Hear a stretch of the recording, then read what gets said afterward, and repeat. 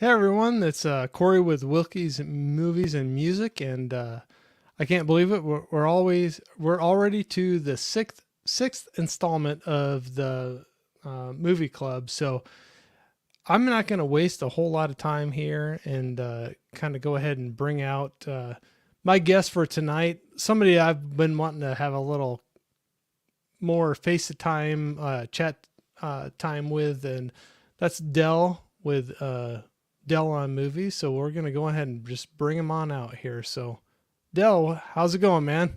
Going good. How's it going for you? I'm doing good. It's been I know for you as well, crazy week, but it's kind of fun to have these little reprieves where we can just kind of sit back and hang out with some friends, talk about movies, and Absolutely. you know, not the real stuff of life. So, Yeah, I get that all day long. This is fun. yeah, absolutely. So I appreciate you coming on here with me tonight, and uh, I know we're competing with some other streams tonight. So if you're coming in for the long haul, if you're dropping in for just to say hi, or if you're coming in to watch the replay, we appreciate you doing that. And time is valuable, and we appreciate you spending any time you have with us. So thank you very much. So Dell, first of all, I need to fix my background. Yours looks a lot cooler than mine.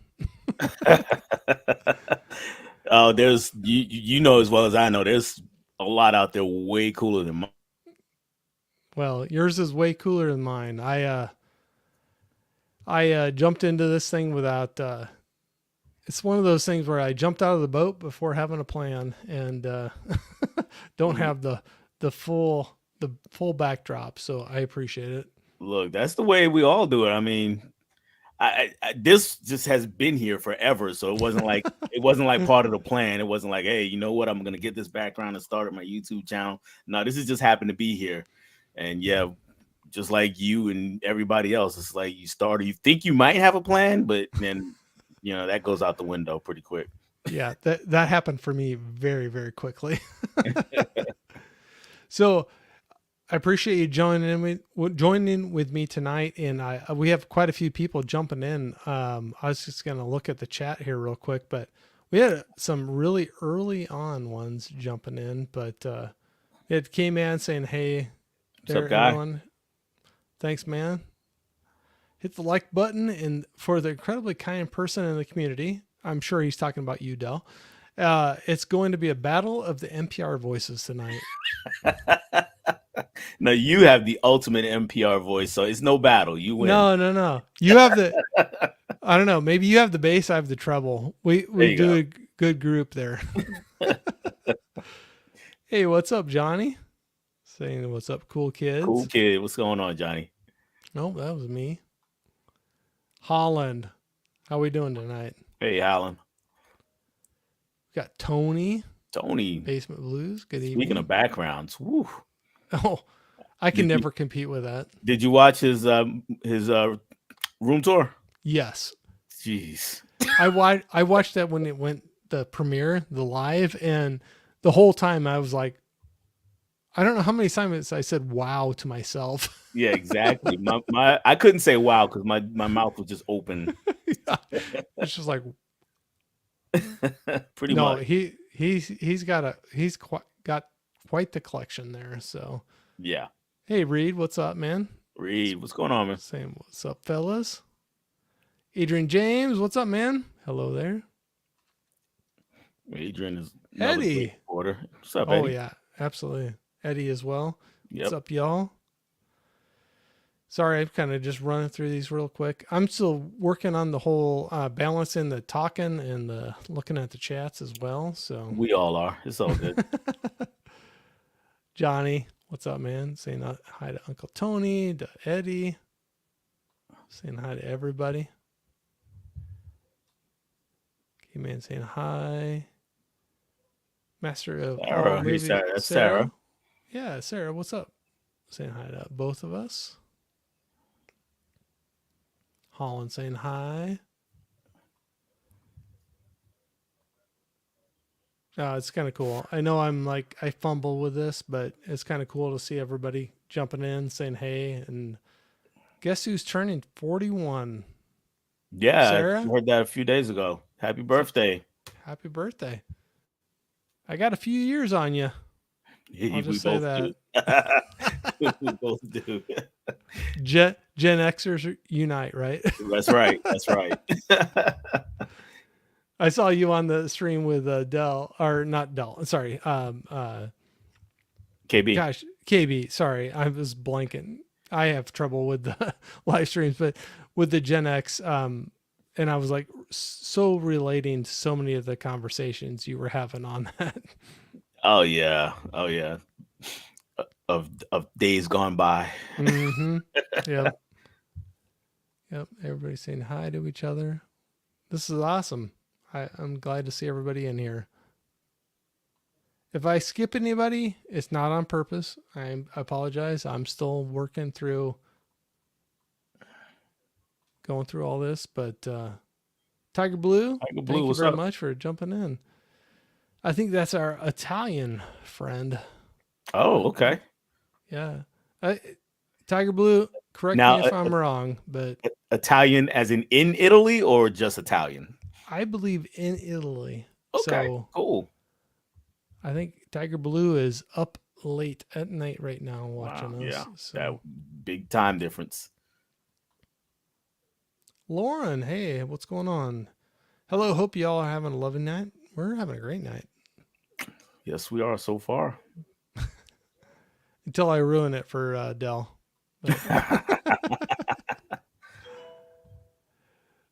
Okay, so And sorry. I see Tiger Blue said he's in the UK. Oh, okay, sorry. I get mixed up with some of them. That's where it's kind of cool connecting with people. That's the Yeah. thing. So Dell, you can relate to me with this too, where I still get blown away with us being able to connect with people across the globe with something we enjoy. So movies, music, whatever. Um, and remembering a time before internet and to think we're sitting here, even if it's UK, whatever, that we're sitting here talking with somebody that's way across the pond Yep. Oh, and we have a connection. even you and I, miles and miles apart, Oh, yeah. and Yeah. being able to look at each other while doing it. And yeah, since we're in that same ballpark age wise, you probably remember, when we were in school, we had an idea of what the future, or we had ideas about what could be in the future, like flying cars and stuff like that. But the Yeah. one thing that turned out absolutely true was they always told us, one day computers are going to be able to talk to each other, Yeah. and that's how we're going to communicate. And it sounded so far fetched when you're 12 in the early 80s. It's like, okay, maybe. But Yep. here we are. So Talk. that's like thinking of like so old guy talk here where you're looking at Star Trek, looking at the flip Oh yeah. communicators Oh talking to yeah. each other, but now we're like sitting on our phones and having a video call with somebody Hmm. across the world. And Yeah. I don't know, Yeah. I can be sounding like the old guy, but it still blows my mind. I love it. So Oh yeah. It's a definite change from, like we were saying on the Gen X stream with KB, when you leave the house and nobody being able to contact you, to now somebody being able to get hold of you everywhere you go, at all times of the day. absolutely. Johnny was saying after I saw Tony's room tour, I sat in the corner and wept. Tears of jealousy, like me, probably just Yeah, yeah. envy. I Green with I just envy. I just sat there and just soaked it in. I was like, oh Yeah, man, it's amazing. And we finally got to see the other room, I and know. man, there was so much stuff in there, and stuff I didn't know existed. Yeah, absolutely. The head figures. The one thing that blew me away was the predator head with the Yeah, that was helmet, cool. and yeah, I that was the one thing that I was like, oh, I wish I had that. Yeah, I can't remember if it was Tony that showed it or someone else, because I don't know if you're familiar with Jagoda Blue. Yeah. But he had a show when he was active, where he would have people on to show the craziest pieces that they had, and somebody had that one time, and I want to say it was Tony that showed it, but I'm not sure. But yeah, that's a really cool piece though. Yeah. Tiger Blue. Sorry, I didn't mean to insult you if I said the wrong country. So I just knew you were in a different time zone than me. So thanks for joining in. I appreciate it. So that's the thing that's cool, jumping on these things and having everybody chiming in. And oh, Scottish Geek guy, I know he is Scotland. I'm pretty sure. Oh, So okay. howdy, folks. So he's got some. That's the thing when you do these. There's so many people that chime in that have so many great channels and content of their own. It's fun to check out, and he definitely is one of those. So Yeah. Lauren, I'm in Milan, Italy. Okay, There we go. We do have somebody in Italy. so that's where I was probably mixing people up. So, Corey, you are an international influencer. No, I'm an international confusing of who what what country people are in apparently. So you got I you got you got apologize for to that. you got to spin it. Yeah, Get most positive vibe out of it. yeah, we'll go with that. So hey, Pat Master, thanks for jumping in. What's going on, man? 41 in February. Oh, Wednesday. Okay, cool. Oh, okay. So you got a couple weeks. Okay. Yeah, I got some years on you. Got some years on you, Sarah. But happy birthday, early birthday.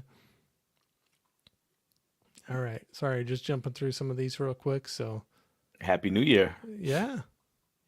So, do you have a hard stop on when you can say Happy New Year?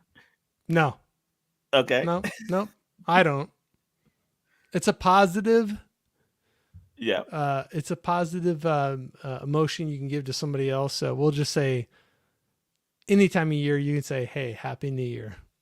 Yeah, I, What's I'm I'm kind of like that, I shouldn't say a hard stop, but when it gets into February, I'm like, yeah, okay, you don't really have to say it, but I'm cool, if you want to say it, that's fine. But I'm sorry, I skipped there, but I was listening to somebody on the radio, and they were like really agitated, and were like, and don't say Happy New Year to me after like the fifth. I was like, oh, Hmm. okay, I didn't know it was that So serious. I wouldn't get upset if somebody said I have a hard stop when I'll say Happy New Year to somebody. But if way late in the year, if somebody says Happy New Year to me, I won't get upset with them for saying Right, that to me. right, I'll just take it as a compliment. Like, hey, I hope yeah, things are going well, you yeah. know? So cool, man. We got some people jumping in here. So Scottish Geek Guy was saying Judgment Night is an old school fave of mine. I even have the soundtrack record. Yeah, Yeah, we're gonna talk about that soundtrack. absolutely. I have the Absolutely. cassette. I have the cassette somewhere. I was trying to find it for tonight and I could not get to it, but I know I have the cassette in a box somewhere. So it is yeah, we'll talk about that for sure. So Yeah. cuz I think that's one there's a few things that mixed music up a little bit through the years.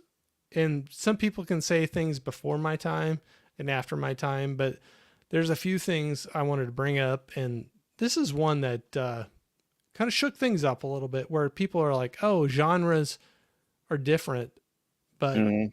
there's people who bring them together and say Mhm. like, "Well, we can coexist. We can do some cool stuff." Wow. Everybody's saying, "Hey, we got Mika and Kira. Yep. Hey, twins. They got some cool live streams going on too right now with Yeah, I just watched them a little bit the other night. They were talking about True Detective. yes. I kind of just popped in to say hi because I've not seen any of True Detective at all. So they were talking a foreign language to me. So I started watching that one again too, and to follow along with their streams. And no, it's a good one so far. It's I think it's one worth checking out. So I keep hearing good things about it. So one of these days, I'm gonna just go ahead and dive into it. But I'm gonna have to start from season one. I guess I'm already 3 seasons behind. Is that right? This is the fourth season right now. 4 seasons behind. Yep. Okay. So I would say I have not watched all the way through all of them, but first season is tops for me right now. Second and third were I'm not dumping on them, but they were not as high for me. And then the fourth one right now looks promising. We'll just say Okay. that. Okay. Yeah. So saying hi. Tiger Blue is saying, I just rewatched Blade Runner with my neighbor. It always makes me smile that they have flying cars and replicants, but no one has a smartphone. That was a concept we couldn't understand. That when Blade Runner was made, a flying car seemed more plausible than a phone in your pocket that has every piece of information you could ever want. Well, that's the thing. When you're looking at some old sci-fi stuff like Star Trek, just having something that you could talk to each other in your hand, just Mm-hmm. talk, not see each other, but talk to each other. That was so foreign that Mm-hmm. Yeah. that blew us away. So yeah, no, I agree with that. Everybody's saying, hey, sorry, we'll get jumping in here, but I always love seeing everybody chatting Oh here. yeah. Gotta say, the Judgment Night soundtrack still hits. Yeah, Yeah. Mm-hmm. we're going to talk about it. I'm sure we're going to talk about it. Right, Dell? Oh yeah. Oh.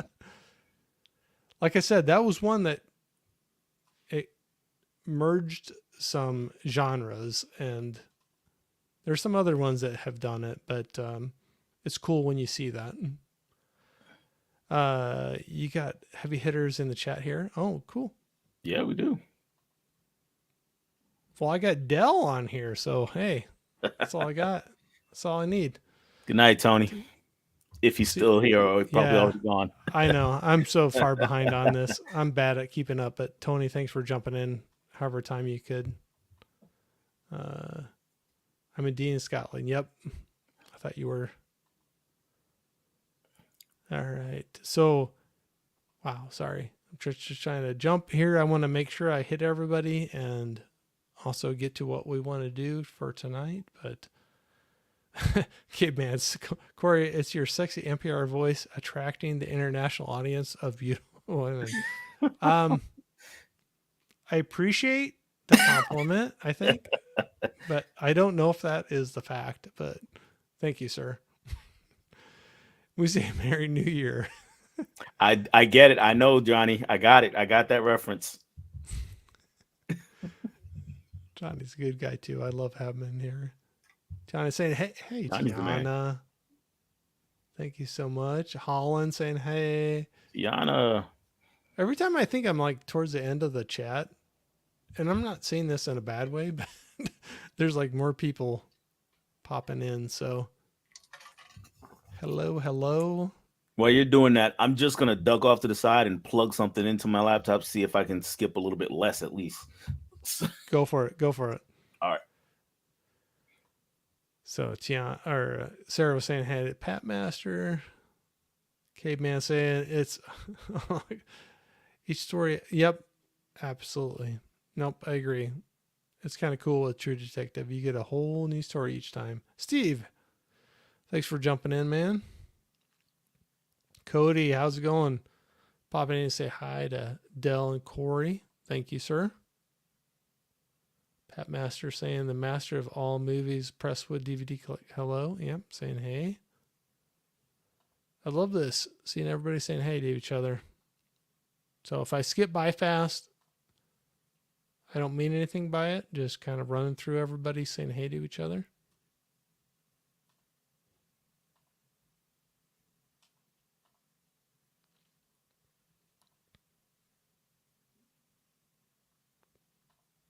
So cool. No, I think we got through them all.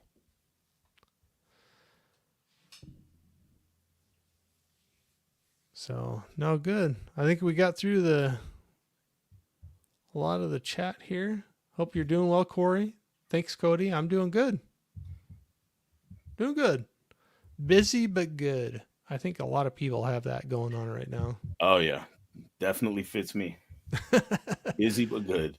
Yeah, you can say I'm busy. Like it could be better busy wise. Doesn't mean it's bad, but I'm doing good. Like it could be worse. So I appreciate it. And hi to Mr. Oates as well. Yep. Hey Steve, So what's going on, Steve? going on, Steve. And film addiction. Yeah. Well, we got all people jumping in here tonight. So man, I'm excited. This was a movie that I remember going to see in the theater. I know you said you did as well. Hmm. I went with some buddies. Um, I remember enjoying it a lot. I remember buying the cassette of the soundtrack of it because it kind of blew me away a little bit. And that's what we're going to jump into tonight. Yeah. So what I do you think? What? well, I loved it. I had forgotten because I didn't buy it back then. You know, I heard it, but I didn't buy it for whatever reason. And so when I watched it the other day, soon as the first song came on, as soon as it started, I was like, "Oh yeah, the soundtrack," where they did a lot of mashups. And I mean, they weren't the first. This wasn't the first time I'd ever heard like a rap rock mashup, but they pretty much did it through the whole soundtrack, and along with some other genres. It wasn't strictly rap and rock, but it was the first time where we got a whole album pretty much of that. And it just the blends that they picked, or the groups that they picked, the acts that they picked to go together just worked really really well. They weren't trying to outdo each other. They were just coming together and try to meld together and make good songs, and that's what they did. Yeah. That's one thing that I remember from this. There's a couple times in my life, and I know we're pretty close in age, but there's times where there's collaborations that came together that, at least for me, kind of opened my eyes a little bit. Like, wow, there's Mhm. something else out there. So Yeah. I remember being on a school bus with a cassette player and somebody playing. So there was like, um, Run DMC with Aerosmith, Yeah, Walk This walk this Way. way. Yeah. Yeah. And then you had a little bit later, you had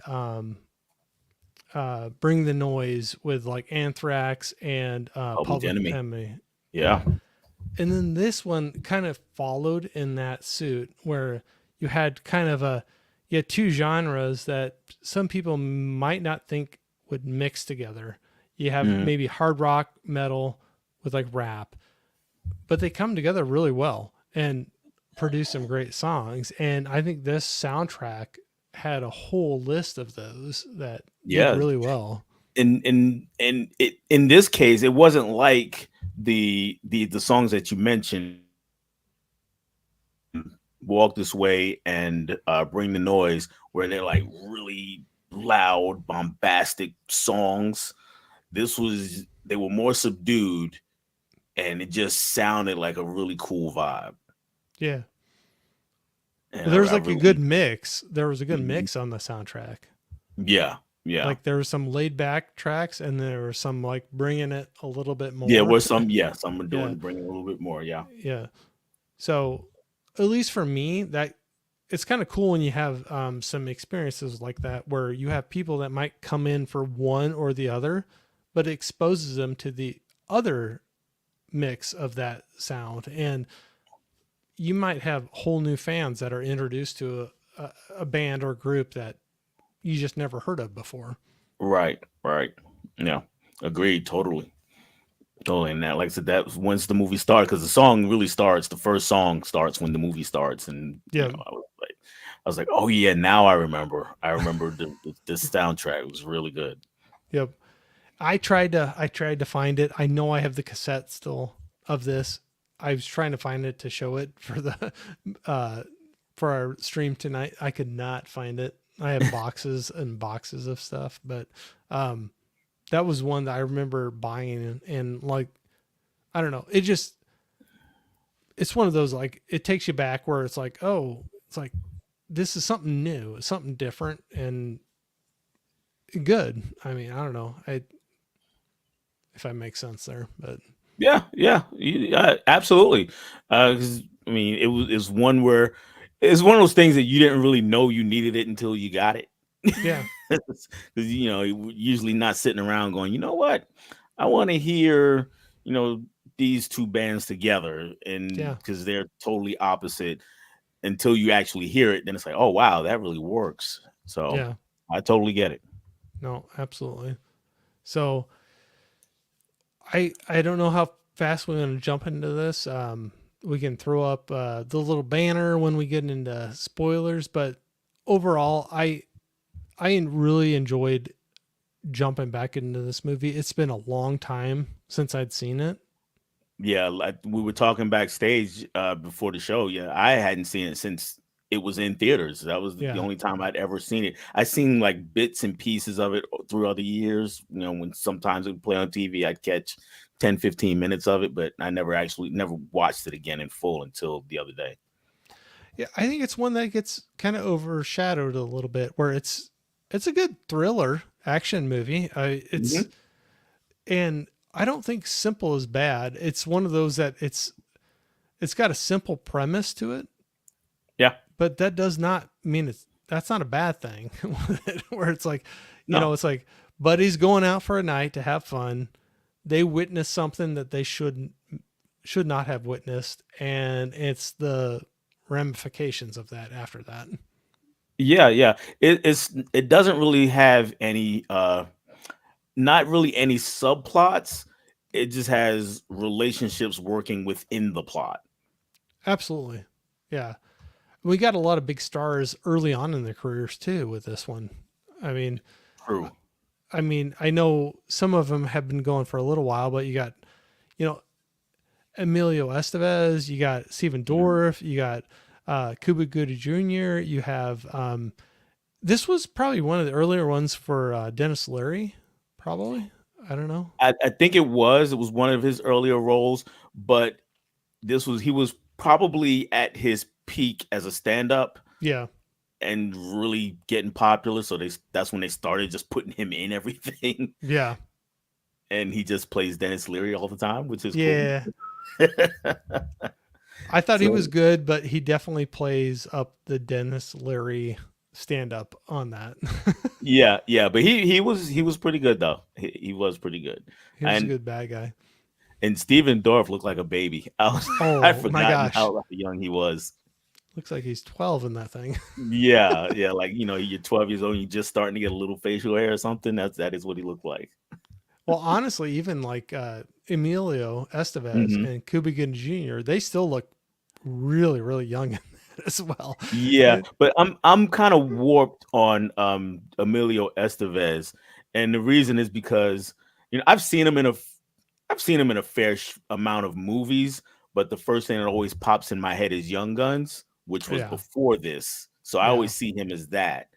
Yeah. But with Steven Dorff, I always see him as older. Yeah. So when I saw his face, it was like a jolt. It was like a shock.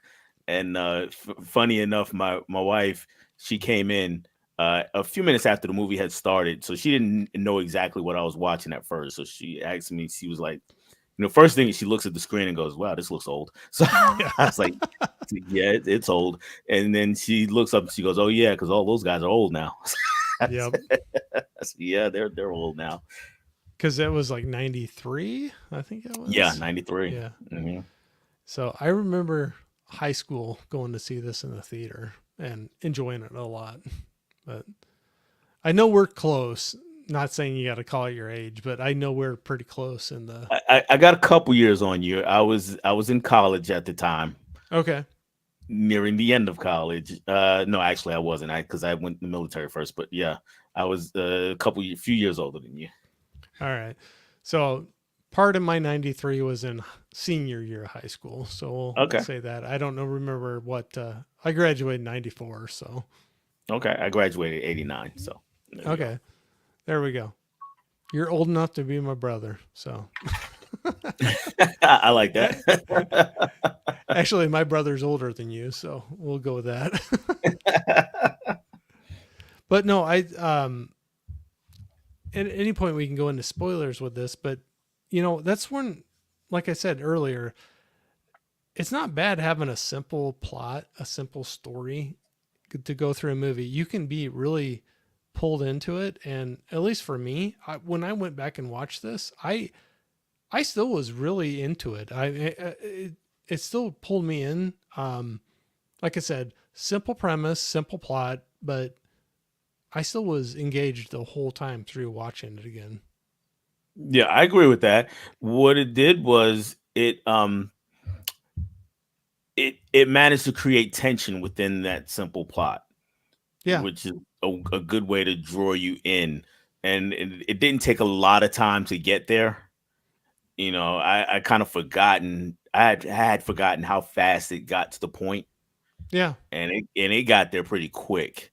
yeah, And once they turn off the freeway, which is maybe 10 minutes into the movie, yep, and pretty much the action part of the movie, the chase part of the movie, almost, well, the first action and then the chase after that, because it's like 5-10 minutes of the last bit of setup, and then the rest of the movie is just kind of chasing. You get a good amount of tension with that, and I thought they did an excellent job of that. So they didn't really need to go into a lot of other directions. They could just stay the course, because if you notice, they never went and like checked in with the wife and the baby yep, or anything like that. We just stayed with our main characters the whole time.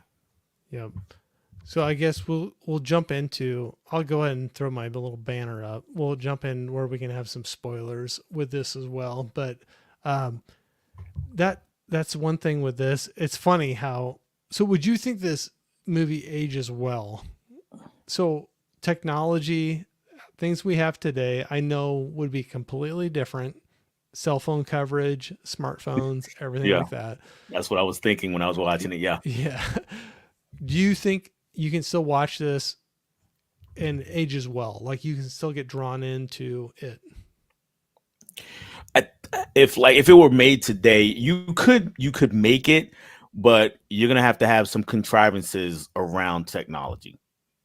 Yeah. So, for instance, we get the big crash in the movie, and and it knocks out all the things that are on the RV, and then later on, even after that, they get into an area where there's no reception. Well, something's gonna have to happen to make it so that cell phone use is obsolete, Right. and that's where the difficult part of it would be. And horror struggles with this a lot, and this is not a horror movie, obviously, but horror struggles with that a lot, because a lot of the older movies that we grew up on watching, eh, it will be solved if everybody had a smartphone. you Right. know Right. you can get around it. But that would be the one thing that a group of writers would have to work on, is how do we set it up where it's not too ridiculous that they don't have service. Right. No, that's one thing. How many times have you watched an older horror movie or a thriller movie like this where you're like, okay, if it was today, the story's over. If Yeah, you got a story's over. smartphone Yeah. in your hand. And no, that's one thing I kept on thinking about. But I think it still held up well Hmm. for what it was doing. If you can just put yourself back to that time where cell phones weren't as prevalent, and it was pretty easy to believe that you didn't have a coverage somewhere in Yeah, the and I city. think that would be the hardest part for a younger audience. Yeah. Would be not necessarily that cell phones weren't as prevalent, because I think most people get that. They Hmm. understand 1993. Not everybody had a cell phone. I think they understand that part, but I think the harder part to understand is that for those who do have cell phones, they don't work everywhere because of the lack of coverage. And so Right. Yeah. we're in a time where it's very rare, or there has to be serious circumstances, like you're in a tunnel, you're underground or something like that, where you just have no coverage. And if you do get in a spot where you don't have any, it's move over 4 or 5 feet and you probably can get it back. Right. Hold your hand up and you got it. Yeah, yeah, just Yep. No, completely agree. So, but I think most people can probably relate to that or adjust to that sentiment. But it's definitely different where you think you don't have that constant connection all the time anywhere you're right, at. right. And to have a situation where you're in a major city like Chicago Hmm. and not be able to immediately like reach in your pocket and have contact with somebody. Right, right. Now, you know what? You know what? I just thought of it while we were talking, and tell me what you think of this as a setup for a current day version of this. 'Cause they're having this boys' night out. What if one of them, probably Jeremy Piven's character, probably suggested, hey, you know what, it's just going to be us, it's going to be fellas, we're going to hang out, leave the cell phones, I don't want your wife calling you or anything like that. I don't know if that would work, but what do you think? I think that would work perfectly. Like I could completely see saying that to some of my friends. It's like, no, we're having a night together. Cut out all the other noise, like cell phones, social media, whatever. Cut it out. Right, yeah. We're going to leave that behind and we're going to have a night out together. I could totally see that where you leave cell phones behind, but then you get in a situation like that where something bad happens and you Yeah. don't have that immediate contact to be able to reach out to somebody and ask for help or say you're in trouble. Right, right. Right. And then that's another source of tension because somebody's looking at whoever suggested it, like, you dumbass, you told us to leave our phones at Right, home. exactly. But that would be the good part of the movie. That would add that tension where Hmm. there's a fight then of like, oh, if you would not have said that we couldn't bring this, we would be okay right now because we would have our phones and we could call somebody. So, no, I think it would work well today. Something Okay. like that. Okay.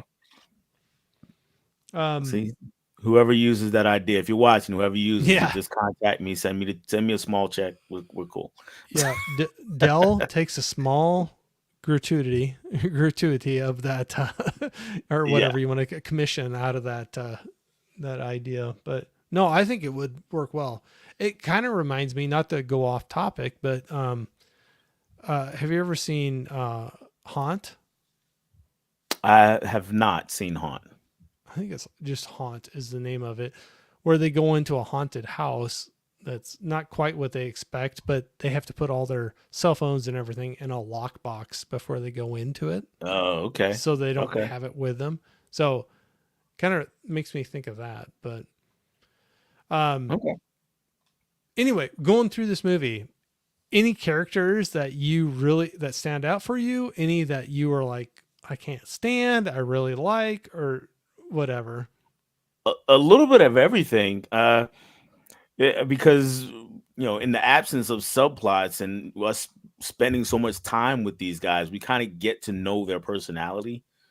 So it was a little bit of that for a lot of different characters. First thing was Jeremy Piven, like Dennis Leary. He plays Jeremy Piven, and Yep. but Yep. but it works. It works, and he was the character, the first character I just couldn't stand. I was, I was like, oh. So when he eventually gets killed, I wasn't all broken up about. I was like, see, that's Jeremy what you Pivens. get. Yeah, Yeah. it was like, yeah, yeah, that's what you get Yeah. for doing the stupid things that you're doing. And then and of course we're meant to latch on to Emilio Estevez's character, and I do. Stephen Dorff's character was interesting because didn't really know how to feel about him until later in the movie, Yeah. and got to know him. Dennis Leary was a good villain, like we talked about, and finally Cuba Gooding Jr.'s character, he was another one where I was kind of like, I don't really like you, but I'm not sure why until later in the movie, and he just kept trying to be tough guy, and I was Yeah. like, oh, okay, you're an idiot, so I don't like you either. I think he was one of those characters that he was trying to figure himself out throughout the whole movie. And what Hmm. he was trying to do good, but Yeah, yeah, and wanted to be the tough, like, follow me. kind of guy, but had some issues along the way. Yeah, he was definitely definitely was misguided in his actions. Yeah. No, absolutely. So that I agree with what you said on that. I think they could have done a little better with Emilio Estevez, where he was kind of like the former really tough guy that now is the family guy, and then this drags him back into being the tough guy role, through that. And I think they could have done a little bit better with that. I don't know. Not, I still enjoyed the movie a lot, but I don't know if you know what I'm saying with that. But I think I do. For me, it was I never saw him as trying to get back to being the tough guy. I just saw it as okay. Now, eventually, we get to a point where I'm backed in the corner. I don't have a choice. right, So, I never thought that he really got back to being. I think I always saw him as always having his responsibilities in the back of his mind, always being at least somewhat cognizant of who he is now and what he has to live for and who he has to provide for. That's always on his mind, but he just wanted just a night out. Um, so even at the end, in the end, where he's got to have the big showdown. I never really saw him still as okay, I'm just gonna be a tough guy. It's like okay, now I'm to a spot where I gotta fight or this will never end. right. And I thought that kind of shined through when he's first had Leary about to fall off the whatever the thing that they were on. He was about to fall off and Leary calls Yep, out for help yep, and he goes to help him and then yeah, Leary grabs him basically like you're a sucker. yeah, yep, and I thought that was one of those things where he was just like that's not who I am. I'm not a killer. I'm a family man, blah blah blah blah. But it backfired on him a little, almost potentially completely backfired on him, but he managed to get through it. yeah, yeah. In the warehouse when they're having the final showdown, Hmm. Leary's hanging off that edge, off a couple floors down, fall, Yeah. and yeah, no, I completely see what you're saying. Where he plays that sympathy card with like, oh, you can't let me die, and he still reaches out. Emilio does to reach out to hold him to not let him fall off there, but yeah, like you said, once he grabs his arm, it's kind of like you're an idiot. I'm gonna Yeah. take you Yeah. with me, kind of a Yeah. thing. But no, I can see what you're saying. I think this has a lot of tropes where you can look at horror movies or this one where you're like, oh, there's some really stupid decisions that were made through Hmm. this act. So, like, one, when you're talking about that with that whole showdown with Dennis Leary and Emilio Estevez, is Emilio, when they were in that train car trying to basically pay off the people that were on the basically be quiet, we'll give you some money. Right. He just hands him his whole wallet, not just the Yeah. money that's in it, his whole wallet. And then eventually down the road, that's how Dennis Leary gets the wallet with his pictures of his wife and his kid, his ID with his address, and kind of holds that against him as well as like, I know where you live. I know where your wife and kid are at. Yeah, I thought that was really the one well, not the one, but one of the instances of not and there's not a lot, but that's an instance of poor writing, at least in that Yeah. section. Because Yep. I thought it would have been just as easy and probably better had he just dropped it when they everybody Yep. starts running out when they're when Leary and his gang are coming into the train, everybody's kind of running off the other side. If he had just dropped it, that would have made more sense to me than him just handing over his whole wallet. I agree with you completely because that didn't make sense to me. Like you're trying to pay off these guys, you just take out your wallet and just give the whole thing. Like Right. you're Just going to take be the money out. protective of the information that's in there. Yeah, Yeah, I can yeah. see that as well. Where you'd be like, here, take all my cash. That's all I got. Or here's a credit card, whatever. But I agree with you with the writing on that one. It would have made more sense where if there was a mad scramble when they're running out of the train car and the bad guys are coming in, that he gets Mhm. hit and the wallet gets dropped or Gets wall gets something dropped, along. or maybe Yep. somebody pickpockets him or something. Yep. Just something different than him handing the whole thing over. Yep. Yep. Yeah, you think about everything you have in your wallet. You wouldn't just easily hand that to somebody that you don't want to know that information. Right, right, right. So, Because bad move. yeah, yeah, exactly. Well, it's like you can look at so many movies and like call out the dumb decisions that Mhm. are made in some of them, and that's like whether it's dumb decisions, bad writing, whatever. That's one I could see definitely in that one where I'd be like, no, that's not something I could see somebody doing really easily. You know, maybe taking the Mhm. cash out of it and saying like, this is all I got in here, Exactly. but No, you got I well, go ahead and finish up. I'll. no, go for it. Well, I was just going to say that I think one thing the writing did do well was they sort of were able to justify a lot of the bad decisions based on the character who made the decision. So, for instance, going back to Jeremy Piven's character, he's kind of set up to do dumb things, so Yeah. so when he does them, it's not completely out of left field. Same thing later on with Cuba Gooding's character. When he does these things, you get where he's coming from and you get what type of person he is. So the decision is it makes sense based on the character. It's Yeah. not something that I'm looking at most of the time and going, yeah, I would do that, but it makes sense based on the character. There Yeah. were a few instances with Emilio Estevez's character, like we talked about the wallet, where yeah, it's just a dumb decision, and sometimes that's required to keep a plot going. I get it, but I thought they were able to justify it more often than not. No, I could see that completely. Uh, but looking at some of those characters, some of them I can like be more sympathetic to than others. Absolutely. So like Cuba Goody Jr.'s character compared to Jeremy Piven's character, Hmm. that's completely different. Even if Yeah. you would not choose those same decisions or actions that they would do, no, there's complete divide between you know the stances that the two of them took. One, I think Goody Jr. like took more of a whether you agreed with it or not or good or not, it was like more of a stance of trying to protect the group, and Jeremy Pivens was more like protect myself. Or Oh, I felt absolutely, anyway. 100%. Yeah. Oh, 100%. I'm with you. It was all of his decisions were ego driven.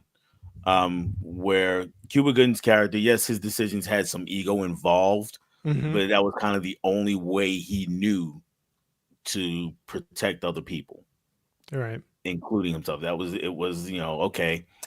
I'm a man, and this is the way men protect the things we love is we stop, we stand our ground, we fight.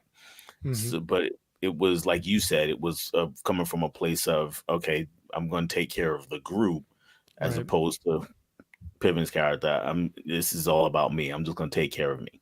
'Cause even Right. when like when the RV got crashed, he's, oh, this is going to cost me so much money. I Right. own this piece of crap now. Da, da, da, da. It was never really, are you guys okay? How are we going to fix this? It was just all about how it affected him. Oh yeah, absolutely. And there were so many like comments of like, "Hey, we can't call this in," or like, how how much I drank tonight, or like Yeah, things along those lines. Or then he even throws in, not that everybody knows it, but like he gets through to 911 and he cancels his he cell cancels. phone. Yeah, And and it's that like, oh, I don't have contact, and that whole scene baffled me a little bit, and the reason was because he actually dials 911, so he's got some intention to actually call them at first. mm-hmm. So what bothered me about that was then right before that he starts downing every piece of alcohol he can get. So Yeah, if your intention is to call the police and knowing that they have to come to you and you're driving this vehicle, why are you going to down all this alcohol when even if they don't breathalyze you, they can smell it on you? So why would you do that first I and agree then with you. call? Yeah. Yeah. And then when he called him and he hung up, that just goes back to, hey, this could all come back on me. So yeah, we're back to square one with that character. Yeah. It's like, oh, this is going to be bad. Let me down half of this bottle of vodka and then Yeah. then call, kind of thing. Yeah. It's like Yeah. not a lot of thought going through that Yeah. process there. Let's make sure I'm good and drunk when they get here. Yeah, yeah, right. If I'm gonna get in trouble, I'm gonna be in trouble, kind of thing. Exactly. But no, overall, I know we haven't gotten too much into spoilers because I know it's kind of pretty simple story, but I Yeah. really enjoyed coming back to this one. I don't know Oh about yeah. you, but I've seen it before in the theater. I know I've seen it since then, but I really enjoyed going back to this. It's one I think stands up. I'm not saying like, oh, greatest movie ever, but it's one that can stand up. If you like a good like thriller, cat and mouse kind of chase movie, it's definitely one that still holds up today. Yeah, I'm with you. I had a good time coming back to it. I The overall plot and how it plays out was still pretty clear in my mind because, like you said, it's pretty simple. So Yeah, I knew the major beats of the story all the way through, but the details were fuzzy. yeah, So it was cool to see it fleshed out again.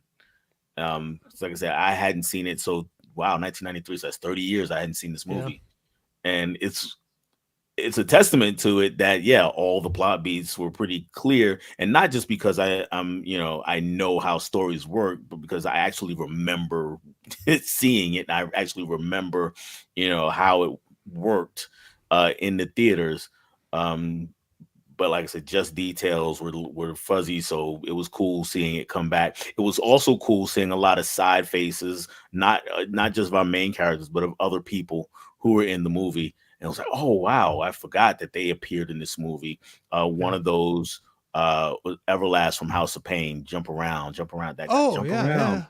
Yeah, I looked up. I was like, whoa, Everlast. I forgot about him being in a movie. And another one was the guy that Dennis Leary killed um to set off this whole thing. He was from a show called he played on a show called New York Oh, Undercover. I used to watch all the yeah. time.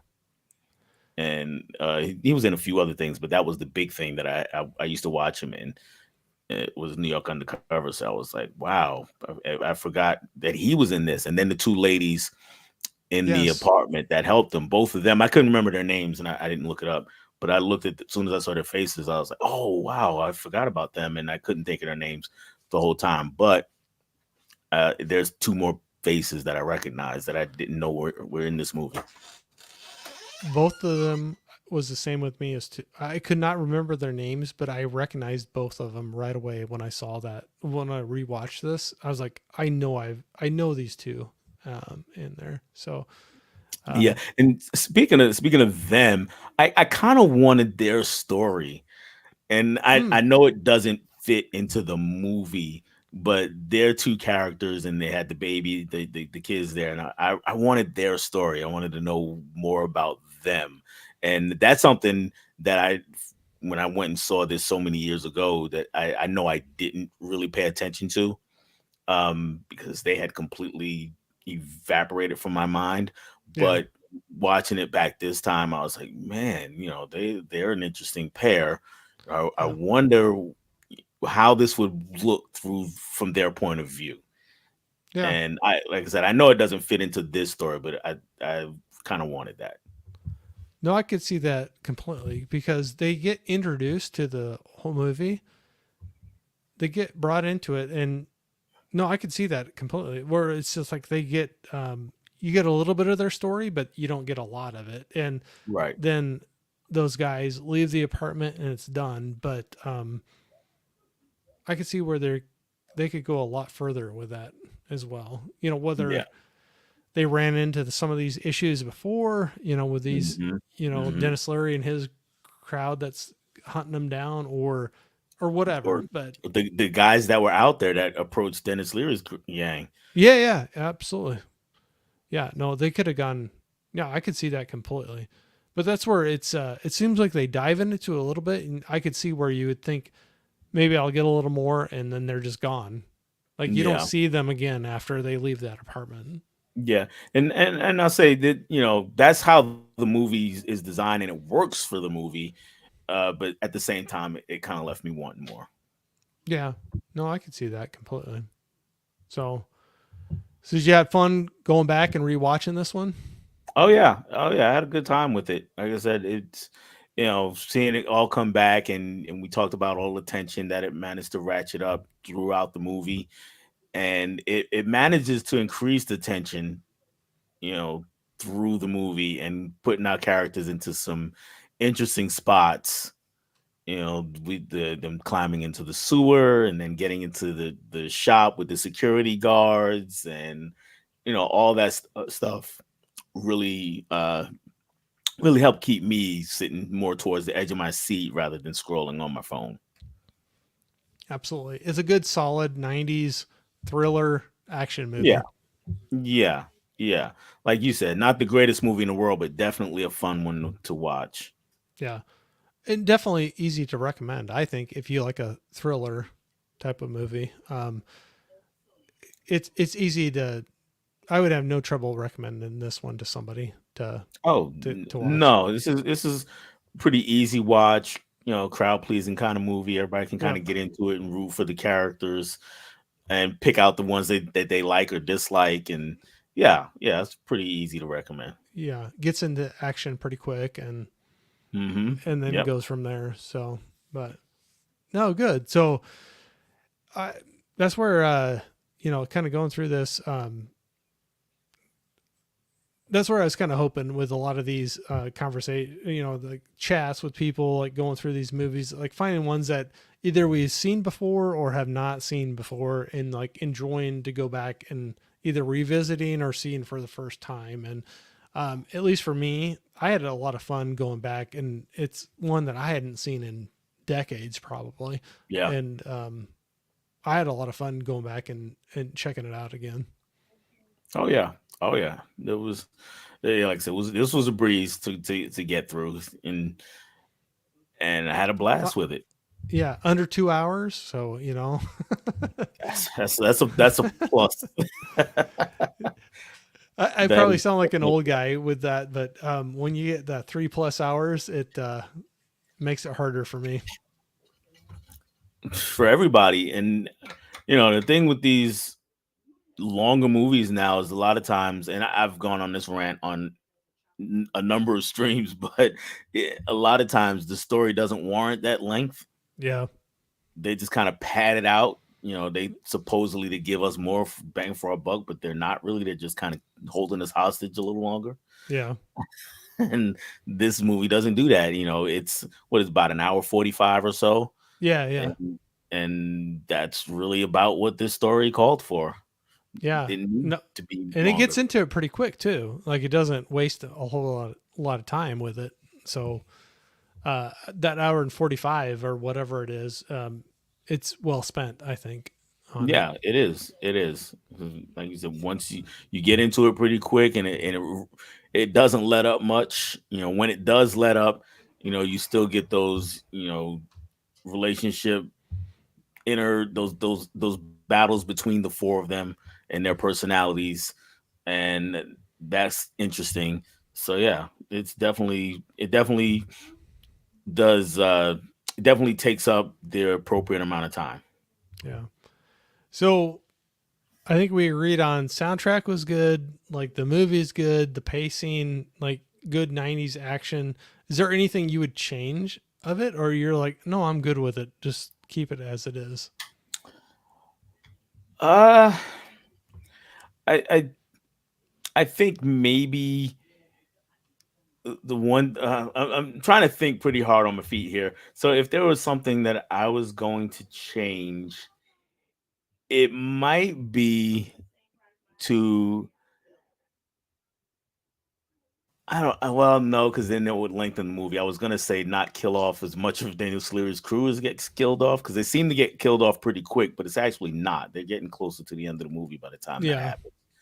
So maybe not that, but maybe make him a little more menacing. Yeah. Half the time I'm watching him, I'm keep waiting on him to just break out into his full routine. Yeah.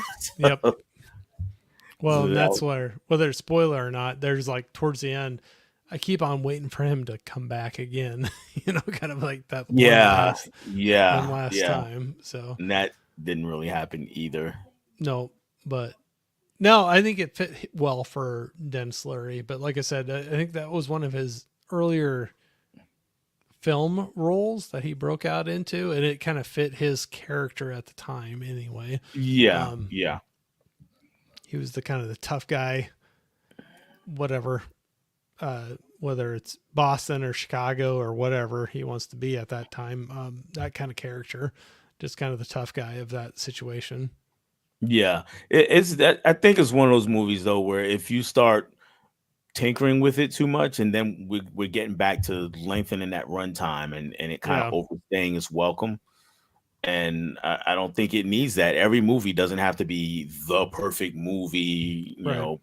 that's gonna get awards and all. This is like we've been saying the whole time: simple, engaging, fun, Yeah, and anything you do to tinker with it, you're probably gonna start stretching it out yeah, and maybe lessen some of the things that make it such a fun movie to watch. yeah. Is there, and there's nothing wrong about enjoying a movie like that. It's Right. like I don't have to have it be deep philosophical. It can just be like an action, simple Yeah. story, but I have fun just sitting down, turning off and watching the thing. Yeah, yeah. That's all this movie is, and that's all it really needs to be. It doesn't need to be anything deeper than that. Yeah. No. No, I had fun going back to that one. So, um we can got to take a look here. I know I was kind of neglected chat for a little bit, but we can kind of look and see. Cody was saying Dell is the man with the plan. In case anyone doesn't know, go subscribe and hit the like button for his this video. Dell, you agree, right? I said thank you to him in the chat for those kind words. I don't know how to take those kinds of things. I appreciate it though. Just take it and say thank you. Yeah, It's that's all I can it's do. yeah, no, absolutely, and it's well deserved. We'll say that. So, oh, you were already saying thanks there. That's what you're talking about. So, Cody's saying yes, sir. Only speak the truth. P.S. Never seen this movie. Oh, Cody, you gotta watch this movie. Yeah, Come check it on, out. check it out. It's fun. Not saying Academy Award, but it's fun. Go watch that one. Wouldn't you agree, Dell? I mean, Yeah, easy. yeah, Definitely go yeah. watch it. K-Man was saying just FYI, Judgment Night on YouTube. Okay. Yeah. Yeah, And I didn't know know that. it was also on Tubi and Freevee as well. So there's some free options to go out and check it out if y'all want to. Yeah, I don't know what it looks like on YouTube, but if I had known that, I probably would have watched it on YouTube just because of the ads, not having to deal with ads. Yeah. But I watched it on Tubi, and yeah, there's ads, but Tubi's not too bad about the ads. They weren't too terrible. So I that was think Tubi is about the best out of, and I could be proven wrong, but when I watch the free services that have the ad supported services, Tubi seems pretty okay with how they implement the ads. I think anyway, from my experience, like better than some of the others. But yeah, I think they're pretty good. I also think it kind of depends on what you're watching. So some yeah, movies yeah, seem to get a lot more ads than others, and I'm not sure yeah, why that is. yeah. It's kind of strange how it's probably like the algorithm with YouTube. Like who can figure that out? Like Yeah, what goes on? But no, I ended up buying that one because I was like, oh, I'll have to do that. But I also like the cover. It has the Dennis Leary's his little standout lines in the train yard. The don't move, don't whisper, don't even breathe. yeah, that was a memorable line. And yeah, I saw you post that on Instagram. I didn't even realize that it had a Blu-ray because for some reason I was under the impression that it didn't get one. But what do I know? I didn't either actually. I hadn't seen it forever, and then when we started talking about it, I was like, I found it, and I'm like, oh, I'm gonna grab that one. That's one I could see having in the collection. So No, it was good. Now that I bought that, you're welcome. There's probably going to be a 4K next week or something that's going to be announced. It happened. Let me tell you brief story. I This was a few months back. Obviously, there's a big used bookstore that I go to sometimes, and when I was there, I bought Mean Girls, a regular standard Blu-ray edition. The next day, I'm not even kidding. The very next day, Criterion announced that they were putting out the 4K of Mean Girls. And matter of fact, we were talking about KB earlier. KB goes, "Thanks, Dell, for buying Mean Girls, Mean Streets. The 4K is coming out now." I was like, "You're welcome." I always joke about that's my gift. Like if I buy a Blu-ray, if I break down and buy a Blu-ray of something, the 4K is going to be announced like a week hmm later, hmm probably. So Yeah, in this case, it was literally the next day. I was like, "Oh, you kidding me?" you're like, yep, that's how it goes. That's how Yep. it goes. Cody was saying the year I was born. So So the was movie, yeah, the movie or the year Corey graduated high school or the year I graduated high school? We got well, some years. actually, the year this came out was not too far from my graduation either, because it was '93, right? Yeah, it was 93. Either hmm way, thanks, Cody, for making me feel old. So we'll go with that. uh, just going through here. Oh, hold on here. Okay, man. I was saying Freevee Plex Shot Factory on Prime. YouTube is never mentioned on IMBD. Okay. Yeah, that's No, the thing. because It's hard to find stuff sometimes. yeah, because with YouTube, if it's an official YouTube video, then it might get listed like, one of the ones that you either rent or pay for, or you get with YouTube Premium or whatever it's called. Mm-hmm. But if it's not, that means somebody just randomly posted it on there. Not randomly, but somebody themselves decided to just post it on there. Probably don't have the rights to it or anything. So yeah, it wouldn't be listed. Yeah. Cody was saying Home Alone text recalls his mom on the cell phone. Hey, mom, you forgot. Yep. Credits, There's yeah. so many older movies would not work in today's environment. We'll just say that. Cell phones or what have you. Habchito will view. Hello, Patrick, caveman. what's up, Patrick? Patrick. Okay, that's a new one for me. Thanks for jumping in, man. Yeah, he's somebody who I watch his live streams a lot. He jumps onto mine. He has a lot of people. I was actually on his channel last week, but aside from idiots like me, he actually has uh filmmakers on Oh, his cool. channel quite a bit. A lot of independent filmmakers, directors, actors, what have you. Well, I have somebody new I need to subscribe to then. So that's cool to check out. So that's one fun thing about doing all this. You run into people that you just doesn't mean you would not have liked them, but you just have not crossed paths with them before. Yeah, And yeah. now that I'm streaming with you and he jumps in here, now I know it and I'll have to check it out. So cool. That's nice to know. Everybody's saying hi. Hey, Tiana saying hi to everybody. Reed, how's it going? I'm the worst at keeping up with the chat, so sorry, Dell. Oh no, you're good. You're good. Everybody's saying hey to each other. Getting people to hand over a cell phone in a horror movie. Yep. Yeah. Yep. That Yeah. is true. It's That's people. the thing. When I talk about that Haunt movie, like I can't even believe they like went for that, where it was like before they go into the haunted house, they got to put their cell phones into a lockbox and leave them Mhm. behind. And nowadays, that's like people are like, nope, I'm done. That's not Mhm. happening. Me, my phone is my lifeline. Can't get rid of. Can't lose that.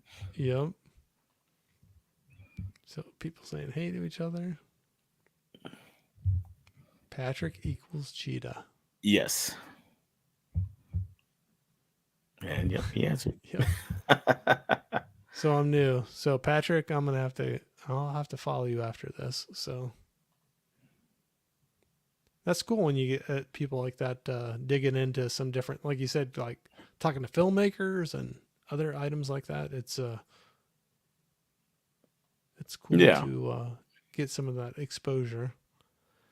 But Jeremy Piven screws up so well. He Yes, he was does. great in Entourage. This one, he screws up so many times, and Hmm. it's like, come on, stop. And then he's like, the thinks he's the ultimate salesman. Like, I'll close this deal. Like, I'll Yep. get these people that are trying to shoot me. I'll talk them out of doing Help him that. out of it. Yeah. I'm like, And well, yeah, and he's good at it. Yeah, he is definitely yeah. good at that kind of role, that kind of character. My favorite Jeremy Piven character is not Entourage. Actually, it's Smoking Aces, Oh and yeah, yeah, and it's not too far off from this character right here, to be honest. yeah. No, absolutely. That's one movie I haven't seen in a while, and it doesn't get talked about too much either. No, it doesn't. It's one of those movies you're either gonna love it or you're gonna think it's just the dumbest thing ever. So, Yep, absolutely. This caveman was saying, "Hey gang, sorry I'm late to the party. Hope everyone is doing well. We hey, are Miss doing Caveman. well. Yeah, sorry. This was probably left about an hour ago, and I just got to it. So sorry, Miss Caveman. I'm bad at keeping up with the chat. So Holland saying, "Hey, I love seeing this. I know it's like maybe repetitive going through all these, but it's nice seeing everybody jumping in and saying hi to each other. And Tiana, how's the Great White North? It's How's getting Canada? pretty cold up there. It's cold in my neck of the woods too. I don't know. Phew. I'm in uh, It's I'm in Iowa. oh yeah, you guys got pretty really cold a few days ago, Yeah, didn't you? yeah. It's the last 2 weeks have been freezing cold, but it's finally turning a little warmer. But now we're getting rain and stuff, so the roads are just gonna get kind of nasty and gross. But Sounds like my neck of the woods, except we didn't get the snow because we were quite a bit warmer, but we were dry and cold last week in the 30s, and we got into the 40s. I'm in North Carolina, yeah, and today we got up to low 70s, but it was raining all day. yeah. No, we had a couple weeks of like negative double digit wind chills and Mm. like stupid cold, and now it's going into the 30s, and then I think next week's even supposed to get up to 40s or maybe even 50s, but now we're getting rain instead of snow, and so everything's going, Get to be all slushy. oh yeah. I live out in the country, so we got a nice gravel road that turns to a mud road when all this stuff happens, so that's all right. We chose to live here. I won't complain about it too much. Yeah. So, so Dell, what you got going on? I know we kind of ran through the movie here and some other things. Do you have anything big coming up that you want to talk about on your channel or other people's channels? Sure. Not as far as other people's channels, nothing right now. That could change tomorrow because somebody could ask me to be on something. On my channel, things are coming, but I don't know exactly when. I think the big thing that's coming is I've been editing this video and making this video for like 2 weeks now, where I'm actually talking about this shelf right behind me, and I'm gonna introduce or not introduce, but show everything on this shelf and some of these things over here because I'm gonna show every superhero slash comic book, graphic novel, movie in my collection. And that's slow process to make it actually look like a decent video. So hopefully I'm gonna get it done this weekend and have it up early part of next week. Movie swap. The next one is gonna be, I want to say February 12th. I think, yeah, February 12th. So a few weeks from now, and I'm gonna have on Kenny Sparks. I'm not sure if you're familiar with Kenny. Oh yeah. So I'm gonna have him on, and before that, the week of the Super Bowl, I'm gonna post a video with my all-time movie football team of fictional football players. Okay. That's a So cool premise. yeah, I look forward to seeing that one.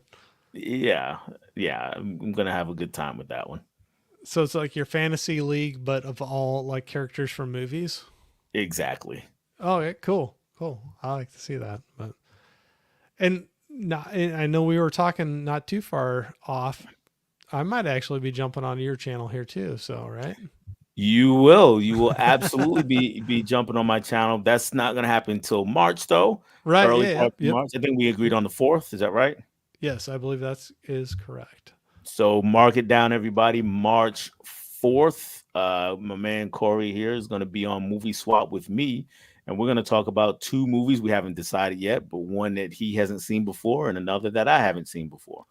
Yeah, I can't wait to talk to you about that because I know that I love that setup for your series. That's a great one where it's kind of fun where you introduce somebody else to some movie maybe you're familiar with, but they have not seen that before. Right, And exactly. uh, no, that's a great one. So I'm excited to get to do that. So yep, I'll come over and ruin your channel for a little bit. So Oh no, it can't be ruined. I ruined it enough.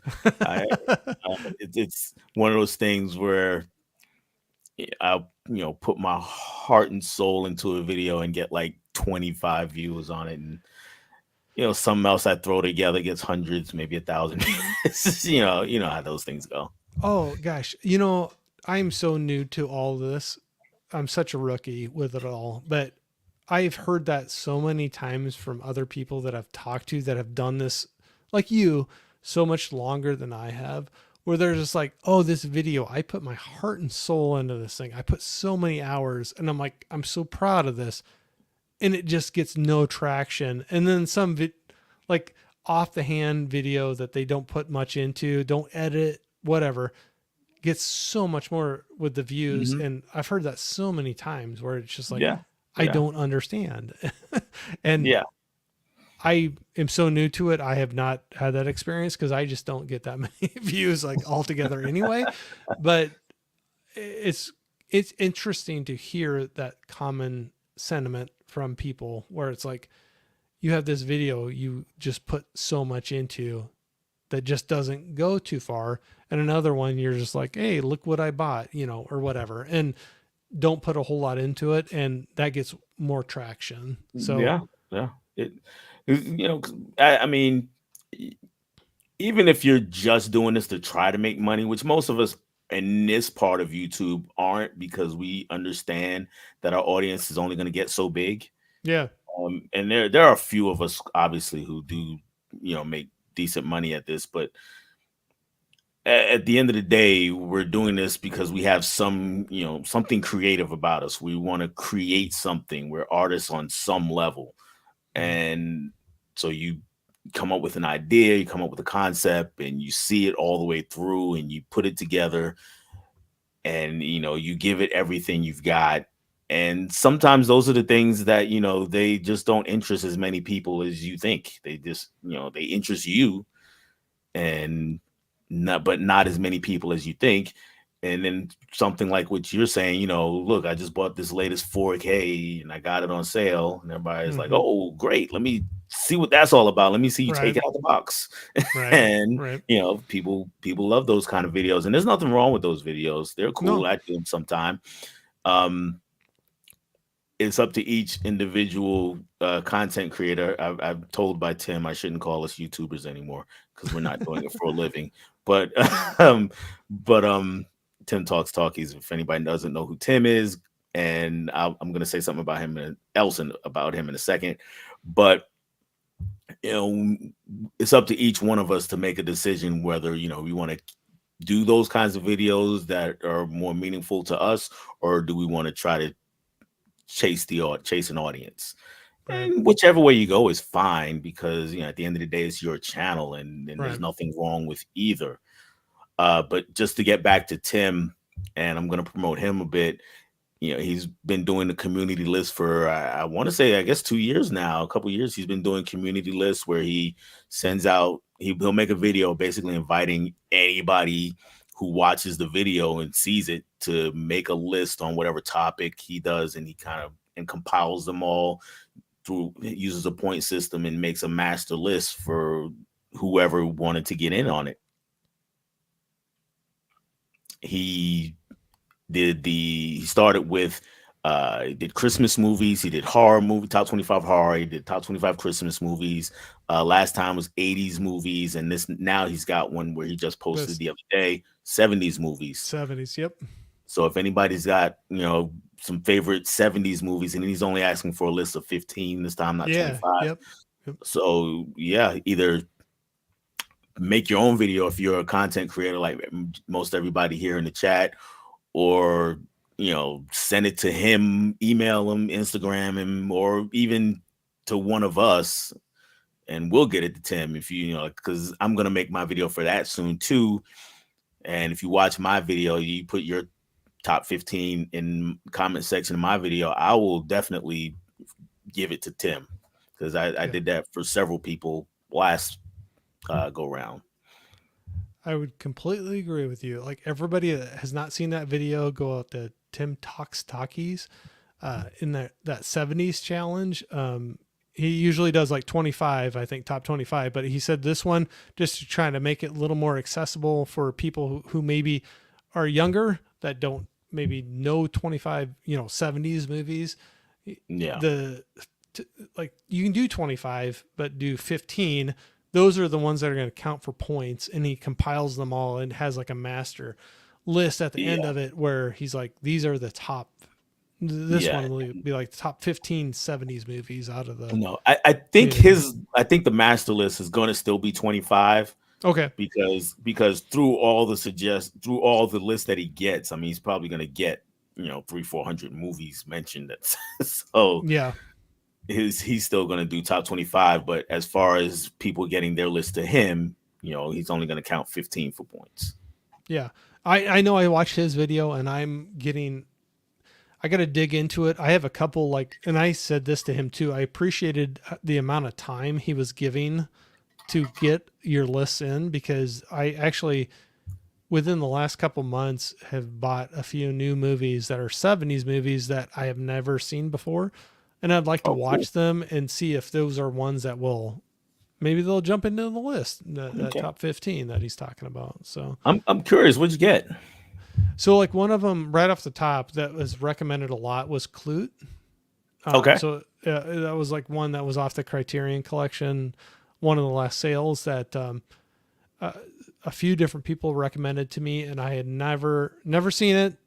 I have it now. I have not watched it yet, but I'm like, okay, when he gives that lead time, I'm like, okay, I got like a month. I can get that watched and see if that would jump into that top 15 or not. And so, it's nice to have a little bit of time to digest it, or even if you want to go back and rewatch some movies to see if they still hit the same way as what you remember them doing. You got Rocky, you got Halloween, you got, there's so many huge 70s movies that Jaws, Star Wars, Superman, all those. So I have a feeling Superman will be up there for me quite a bit. That's one that hits for me quite a bit on different levels. So, no, it's nice to have that time. So you can go back and be like, I feel like these will be the ones that will hit there. But if you wanted to, you could go rewatch them and see if it still connects with you the same way as it did the first time or the last time you saw it. And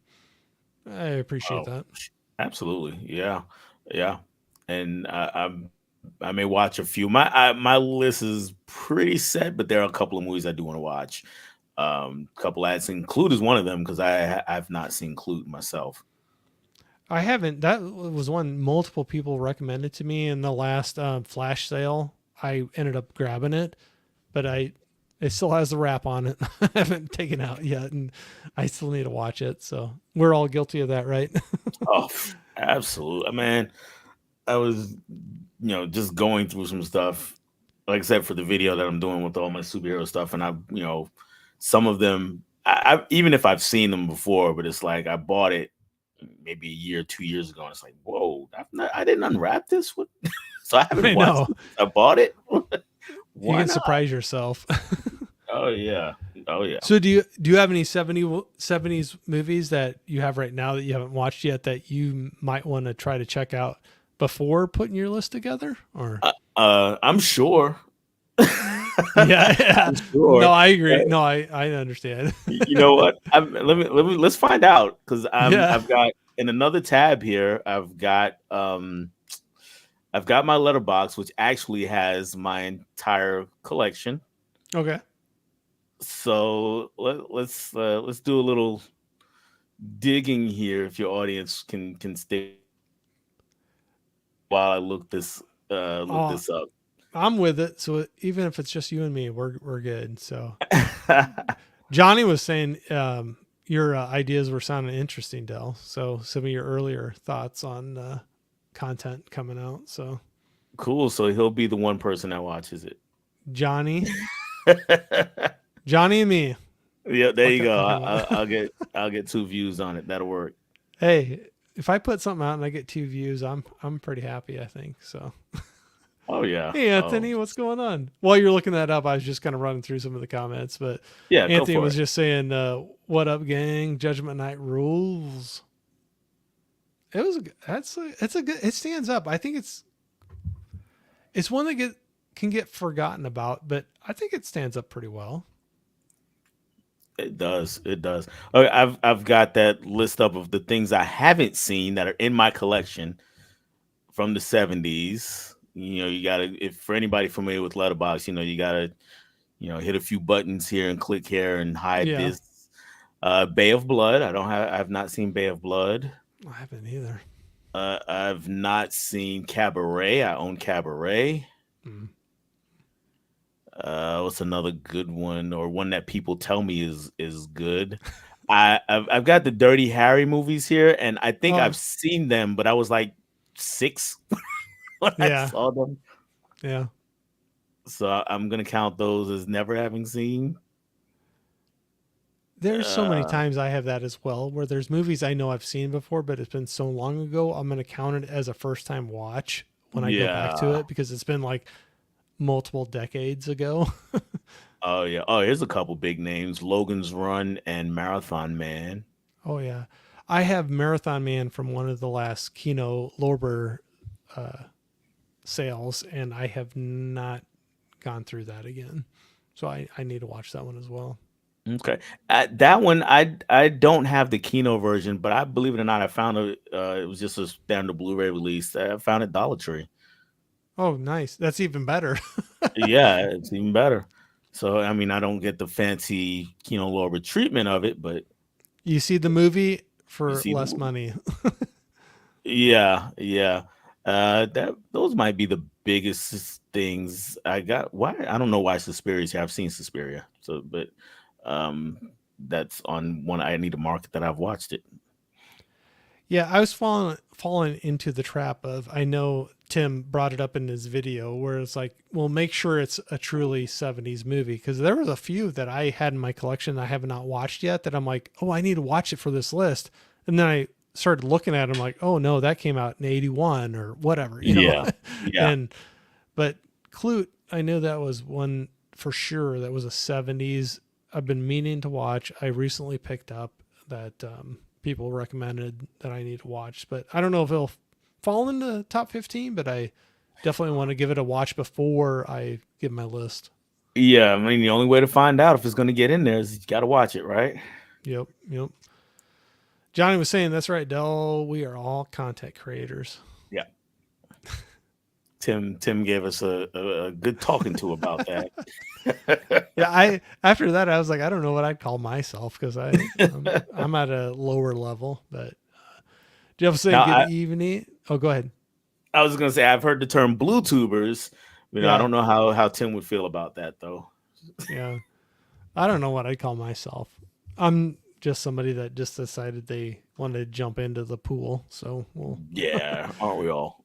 yeah, we'll see what happens. But Jeff is saying good evening. I watched this movie recently, loved it. Still holds up. Yeah, I agree with you. We agree, It's Jeff. still a good one. I saw Go. you posted. Go ahead. I was just going to tell Jeff to go back and check the replay because really we've already talked about the movie. So go ahead back and check the Yeah. replay when you get a chance. Yep. I know he posted. It was kind of funny. He posted a thing that he picked it up. I think on. I don't know if it was a secondhand or used or something, but he he was thrifting, and I think he came across this movie and bought it. So it was kind of funny where you think like, oh, nobody's ever thought about rewatching this one, and all of a sudden you see all these people like, Right, and it's not because of right. you. It's like I think he posted that before I posted anything, but it's like, oh yeah, other people were running into this movie. But Yeah. I get that feeling with a lot of B movies, especially like B horror movies that I used to watch back in the day, like on USA Up All Night yeah, or something like that. Those late night cable movies they would show, and you start after you become a collector, you come across this movie. It's like, man, this must be rare. Nobody has talked about this movie in 30, 40 years, and then all of a sudden you look on YouTube and there's like 30 people. Hey, look what I just got. I've done that so many times. Even this one, I think when I was posting some things, all of a sudden I saw some other like lot bigger people posting some things about this movie, and I'm like, it's just funny how it kind of cycles, but it's like not good or bad. It's just it's cool that people are still talking about them and looking at them. But hey, Oh yeah. Brian, What's sorry up, if Brian? this was a long time ago, but I say hi to people when I see the chat, and it sometimes could have been about an hour ago, but sorry. Yeah.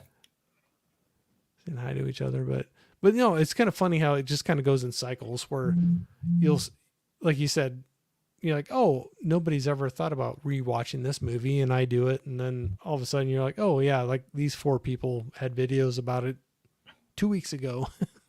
Yep. But Yep. It seems to always be the case.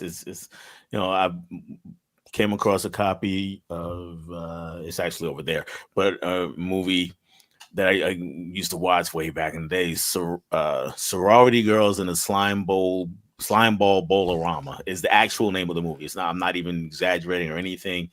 And it's one of those things where it's like, yeah, it's like, man, I haven't seen this movie in so long. Last time I saw it, it was on a VHS in the late '80s, and I've never heard anybody say anything about this movie. And then so I posted it, and it was like, oh yeah, I got a copy of that one too. Who got it from wherever they got it from? So it's, no, it's funny. That's one I actually have heard of before, but never. yeah, it's interesting. It's definitely well, I don't even know if it was a B movie, maybe maybe a Z movie.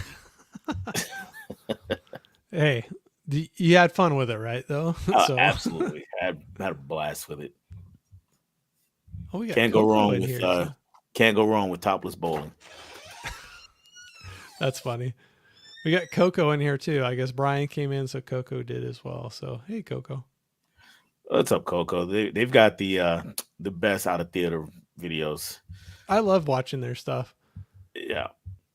Not a spoiler, but I think I might have the two of them on in a future stream as well. So Oh, I'm looking forward to that because yeah, they're a fun couple. no, they're fun. It's fun when you see people that have that. It doesn't mean anything bad if you don't have that same connection, but like there's some people with the movies that you can just see they both have that love for the Yeah. same type of movies, and it's fun to listen to, or at least for me anyway, listen to them talk about it together. And Yeah. Yeah. um, there's a lot of them that they'll do where it's like, just even coming out of the parking lot, sitting in their car and start filming a video of like, hey, we just watched this video or this movie, and it's fun to check out. Oh, yeah, absolutely. 'Cause I mean, their banner back and forth is just great. Yep. They both have such a great variety of movies they like as well. So Hmm. there's a lot of them that they've thrown out that I've not come across, and I'm not saying I'm like the most worldly, like know all movies, but it's fun. That's when you interact in these things, hearing about movies that you maybe have never come across before, and maybe you want to check out. So Yep. it's, it's Yeah. it's cool to see that. So Johnny was saying slime bolorama. What a great buck flower. That is one of the actors in the movie, the great Buck. Okay. I was like, I'm at a loss with that one. So Johnny, he's learned to deal with me, with my ignorance of some things. So, Coco None saying of us hi, knows Johnny. everything. It's okay. And I'm not afraid to admit that I don't know everything. So you got those things coming up. You got some live streams. You got some of your content with your. So that's going to be quite a bit that you're going to be going through if you're looking at your top, like you're looking at your superhero movies, because you have a lot. I know it's not your only thing you collect, but you dig into that quite a bit, don't you? Yeah, I do. I do. And we're gonna be into the in several hundreds here. So when it's all when it's posted, I'm gonna have a counter on there to show and the exact number. But yeah, we're gonna be into a few hundred here. So how long of a video are we looking for here? I'm trying to make it as short as I can. Making it takes forever because you're going one Oh, piece at a time. You're trying to do it, but I'm trying to edit it down short as I can. But we're probably gonna still be uh, conservatively 40-45 minutes. I'm I was gonna going to try to say get with it in there. We'll I was see. going to Maybe say with longer. as many as it sounds like you have, there's no way that could be shorter than that. Because just to even mention each one of them, I think you have so many that it's going to take a while to get through them. Yeah, and what's funny is one of the things that I started doing when I started watching YouTube to see collections and things. Yeah. uh, One of the first things I did, after seeing some was, what, who has a big superhero collection, and I came across a comic book movie collector's guide. Troy is the name of the guy who runs the channel. He's been on Movie Swap. He's in Australia, but when I found him the first time, his collection had 700 or so, and I've been watching him for a couple years now. He just did his 2024 version of this video that I'm about to do, and he's like 1115 or something like that. It was over 1100, Wow. and I mean he's got stuff from every decade going back even to the silent era. It's crazy. So in a good way, not crazy bad way. It's crazy in a No, good it's way, awesome. that kind of thing. And so, he was like Tony, like watching Tony's room tour Yeah. whenever he does these videos. I'm just sitting there like, wow, what? There's a DVD for that, Yeah. you know? You just sit back and be impressed. You know, Yeah, it's like, yeah. And his video, it runs more than an hour. It runs, north of an hour, I'll have to check that out. he's just trying to get through it all. What was his channel's name again? The comic book movie collector's guide. Okay. I'll have to check that out after this. So Coco is saying, "Aw, guys, we appreciate that so much." So no, well deserved. Oh, keep doing it. Yeah, love seeing you guys together. Great chemistry together on the. Johnny was saying, "I'll not stand for Buck Flower slander, Corey." Sorry, that's just my ignorance. I didn't mean to slander him, Johnny. Hey, Cal, what's up, man? Superman is here. What's going on, Cal? I always love to see him dropping in. Oh yeah. I want to have a chat with him sometime too, but we'll have to see if he can put up with me. Holland saying hey to Cal, saying hi to Oates, but so you got so putting together that video for all your superhero, is that what kind of, I know it'll take a long time to go through it all, to edit it, everything, but is that, I don't have as probably as big of a collection as you. So when you dig through all that, like what kind of undertaking is that to, are you pulling everything off of shelves and that like just throws everything out of whack for a little bit for you to pull everything out and you're going to do this video of your top superhero movies? Yeah, because the way the way I initially tried to do it was, I'm standing here at the shelf, and you've seen the videos where the Yeah. person's holding the camera and showing one thing at a time. But being 1,000 years old, I can't keep the camera still and do this. So the camera's kind of doing this number, and I'm probably giving everybody vertigo when I do it. So I was like, nah, let's scrap that idea. So yeah, pulling things off the shelf, probably half a shelf at a time, and got a little setup where it's just going to be in front of the camera. And the time consuming thing is, grabbing things off the shelf and then one at a time going, putting them in front of the camera and then changing it to the next one. And then the editing part is basically cutting my hands out of the video. video. That's something I gotta put a little more time into figuring out the whole editing process of the whole thing. But I am too. I knew nothing about editing before starting YouTube, and now I know about that much. yeah, yep. So that's like that much more than I know. So just out of curiosity, not to drive off on that topic, but do you do it on your phone or a tablet or a computer, or what do you usually use for? I do most things on my laptop. Yeah, yeah. Yeah, and on the rare occasions that I've shoot something when I'm out, I'll use my phone. But for the most part, I do everything on a laptop because I don't know. It's just more comfortable for me doing that way. Yeah. I could probably do it on my phone just as well, but I like the laptop.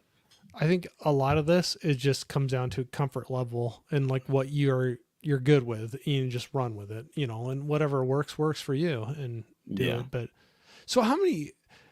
I've been watching you for a little while. I know I'm probably newer to your channel, but like, how long have you been on YouTube and doing this? Really not that long. Yeah. Yeah, I think it's about a year and a half. Yeah. And I'm trying to think of when I would be coming up to 2 years, but roughly more or less year and a half. So good, going strong, feeling good about it. Yeah, we're growing, not as fast as some other channels, and that's all good because apparently Yeah. they doing something better than me, and I'm cool with that. Somebody like Cool Kid Johnny, his channel is just shooting past mine, and he didn't start. He started quite a while after I did, Yeah. and I'm happy to see it because Johnny's a great dude. Yeah. But by the same token, we did hit 400 subscribers, not long ago, and That's awesome. maintaining a pretty good pace to get to 500. Hopefully, not too long from now. So I'm Well, cool. coming from somebody that's way below that, I think that's cool. I think that's cool. I love hearing hitting 400, hearing to go 500, and it's one of those things that you just, like if you're happy with what you're doing, keep on doing it, and whatever level you hit, just keep going at it.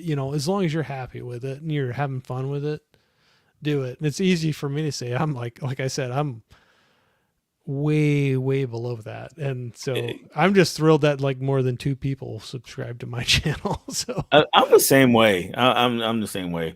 It's like somebody actually was interested enough to hear me talk about movies for the 10-15 minutes, however long a video lasts, or in some cases longer, depending on what I'm talking about. And it's like, hey, that's cool.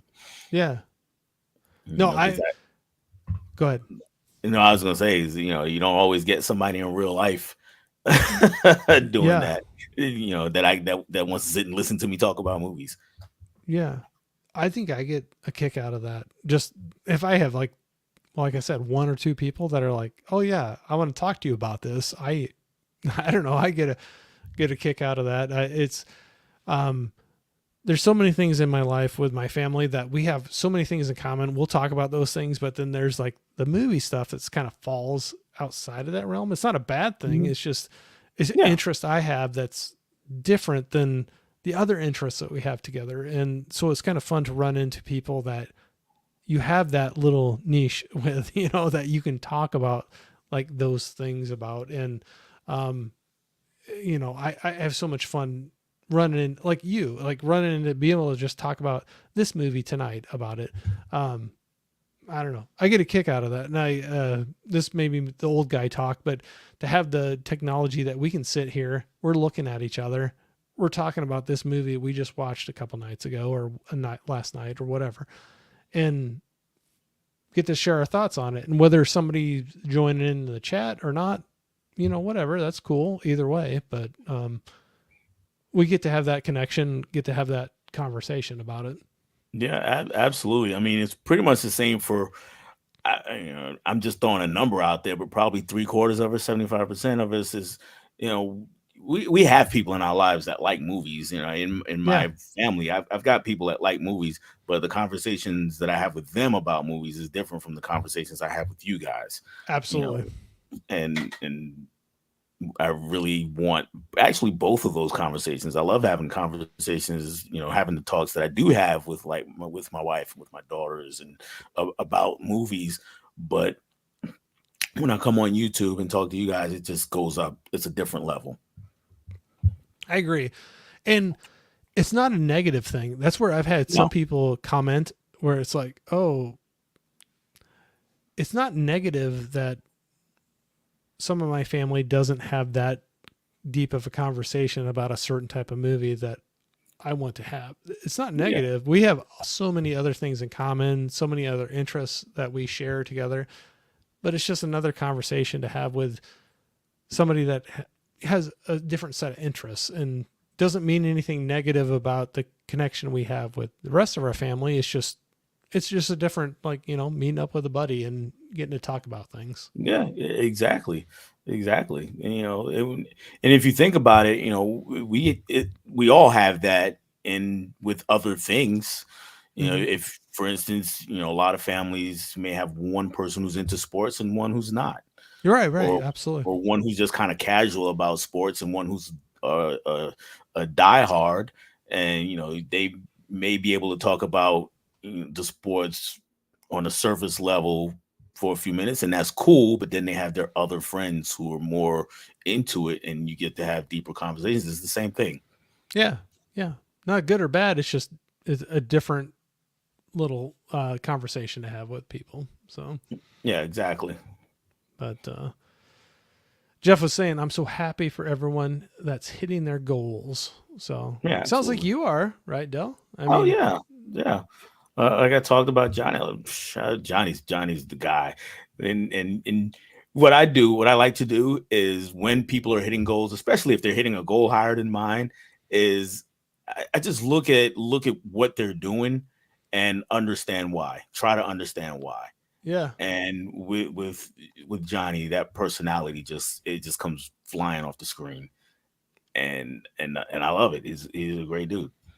yeah, absolutely. And he was just throwing out here, Deli, you're making me blush. I owe everything to all of you. But see, that's where I think it's cool. So with you, Johnny, there's a lot of other people I've met on here that, so if somebody exceeds your subscribers, it's not a negative thing. You don't think negatively about that. You're happy for them, and it's kind of fun to watch people just like grow however they grow. If they do Yeah, something different than you, cool.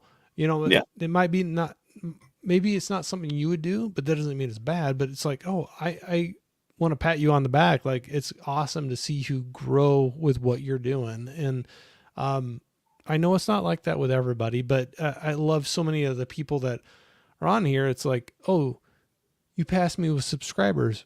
Awesome. I'm awesome. happy Yeah, for you.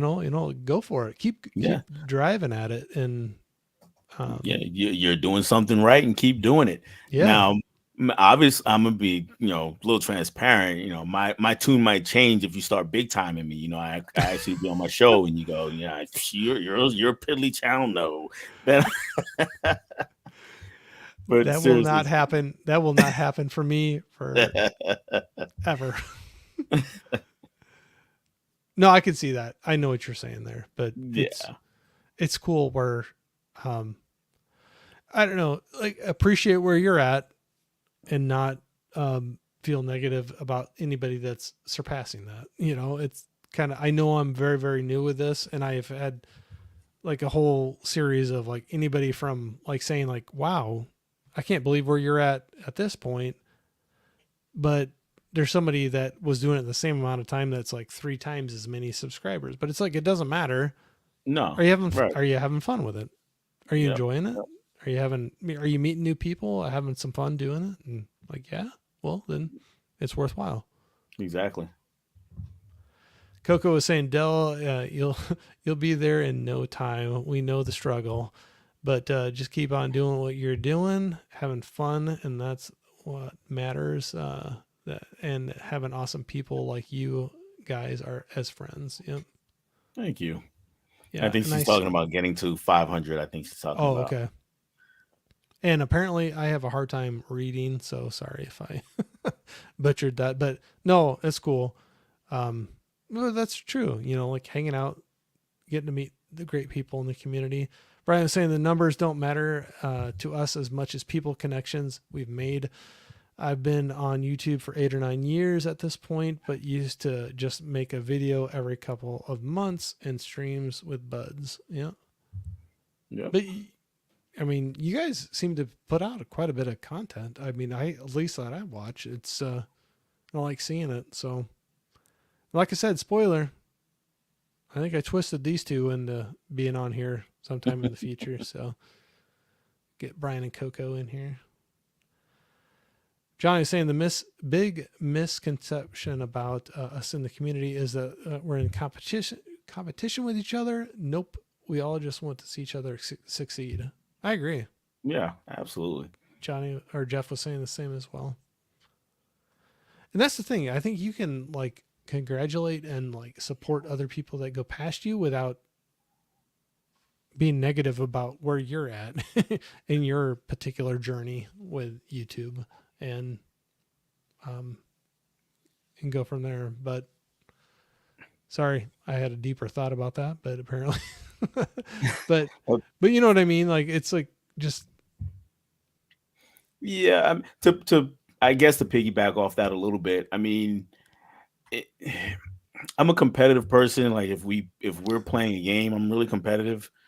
But when something like this, I would think at least that if I'm being competitive about it, then that means my channel is going to become something I don't want just because I'm trying to outdo someone. And right. that's not what I do this for. I don't want the stress of trying to outdo someone. You know, I just want to talk about things I love. Yeah. I can see that because when you get to that point where you're trying to outdo somebody else, you might start going into territories of things that you don't enjoy doing, you know, Hmm. just to do it to try to. So with those videos you got coming out, do you have anything new that you think you're wanting to explore with your channel, or you like where you're going and you're just going to keep on putting out that good content, or Um, you know, I get ideas for new things to do. It's just finding the time to do them all. oh yeah, For instance, you know, one of the things I started towards the end of last year was the movie theater memories series. oh I like that. Yep, yep, Yeah, and that's, you know, I'm just talking about some of my more memorable trips going to the theaters, and you know, and I have another idea where I want to start talking about movie tropes. oh Uh, yep, Again, it's just finding the time to put it together, really. So, no, I keep coming up with ideas because if I do one thing too long, I kind of get bored with it, and it'll fall by the wayside. And that's one of the reasons why I kind of took a break from Movie Swap, even because I did a couple episodes in December around Christmas time, but I didn't do any this month at all. So it's like, you yeah, know, let me step back from it, and yeah, we'll crank them up again in February. So it'll be kind of fresh again. no, absolutely. It I can understand that. Where I don't do nearly as much as like you and a lot of other people on YouTube, and I already have felt the situations where life encroaches on that. Yeah, The very little that I do, I'm like, wow, I can't get to that kind of a thing. And the little I do takes more time than I was expecting for it yeah, to take. So when you even do higher levels of that, I can completely understand that. And you got jobs, you got families, you got other life stuff, and you have times where you just want to sit down and watch a movie yourself and not do yeah, anything else. yeah, And but have yeah. you I'm sorry if I already asked this, but you know, talking about that, like watching movies yourself, do you set out like how many movies you want to try to watch in a month, or are you just kind of like, hey, whatever I watch, I watch? You know, I go back and forth. So a couple of years ago, normally I just watch what I watch. If in my normal pattern, that would probably be 4 or 5 movies a week. Okay. It's just I'll watch something, and I'm not one of these people who always has to be glued to every moment of a movie. I know that's kind of blasphemous for a lot of us. Everybody's like, oh, you can't be on your phone, you can't be doing this, you can't be doing that. You got to watch every second of every movie. I'm not that. Yeah. Because I'll be doing work that I have to do for my job. I'll be doing something like that while the movie's on, and I'm pretty good. I don't like miss anything. I might miss a detail here and there, but I'm not missing anything major. So I'm paying good enough attention to it that I can still talk articulately about it. And that's my normal pattern. So but 2 years ago, you know, I had a lot of time off work and wound up watching a lot more movies than that. So then we got through 2/3 of the year, and I was like, hey, you know what? I might can watch 365 movies, one for every day. Yeah. And so that I set out for the end of that year. It's like, okay, yeah, let's do it. And I wound up getting it right exactly 365. But then last year I was like, you know what? I'm not going to try to kill myself. Just whatever I watch, I watch. And this year, the way it started is, I started watching a lot of movies right at the beginning of January, and now I'm almost at 30 movies already this month, which is a lot for me. I know some other people watch a lot more, but Well, that's a lot. yeah, but then it's like now, I'm starting to get that it's like, hey, maybe I can do 365 again. But then I gotta pull myself back in. It's like, it's only January. Right. Maybe later in the year, if we're still on this pace, then maybe we'll set out for it. But as it stands now, you know, I watch it when I watch it. When I watch movies when I watch them. So you were saying when you set out that original goal, you did hit 365 in a year? Yeah, I did hit 365, and that wasn't last year. It was the year before last. Wow. So 2022. That Um, that's crazy, man. So last year was probably my largest. I actually kept track, but I have to say it was my largest viewing year, and I hit 223. And for okay. me, I was blown away with that for myself. But Yeah. 365, that's a lot of movies, man. That's It awesome. it was, but the way it played out is I wound up watching so many in December that it was because I was a little bit behind the pace. So I wound up Oh, like watching gotcha. like I wound up watching like 40 something movies that December, and it got to a point where it was just too much. Yeah. It was like, now I'm watching movies really late at night, or I'm watching half a movie at night and then finishing it in the morning. I don't really Yeah. like doing that. I like to watch a movie in one sitting. Um, but I did make it.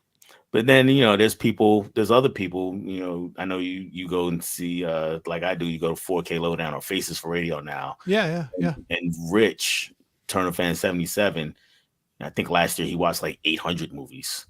Yeah. It's like, dude, I mean, He's a machine. He's a machine. insane. I'm That's like, there's no crazy. way. Yeah, I couldn't imagine almost tripling the amount of movies I watched that year. And Over last year I was 300 is yeah, crazy last for year was me. under 300, like 270 last year, which is about That's still a about lot. normal for me. Yeah, and it's No, a lot. It's a yeah, lot. that's still a lot. No, that's crazy. I know where I live, the winters are very cold and can get dark early. So like my December to March is usually a pretty, if you, it's kind of funny. Like when I started tracking things on Letterboxd, like what movies I'm watching, how many per month, like that, December through March, it peaks up quite a bit because it gets Yeah. dark early. It's cold outside. Sometimes it's just miserable. You don't even want to be out there, and so you throw a movie in or two in a night, and Those are probably my higher viewing months Yeah, of it things. makes sense. We all have those times a year, that we wind up watching more movies than others. And for me, December is one of those times. Yeah. And because as a teacher, I'm a teacher. Yeah. We get a lot of time off for Christmas break, and then in the summer I wind up watching more movies because I got a lot more time off and a lot less to do. Even if I'm because I work, I do summer camp also, but for summer camp you don't have to come home and grade papers or things like Right. that, Right. right? So I got a lot more time to watch movies in the summer. So we all have those times of year when we watch more than others.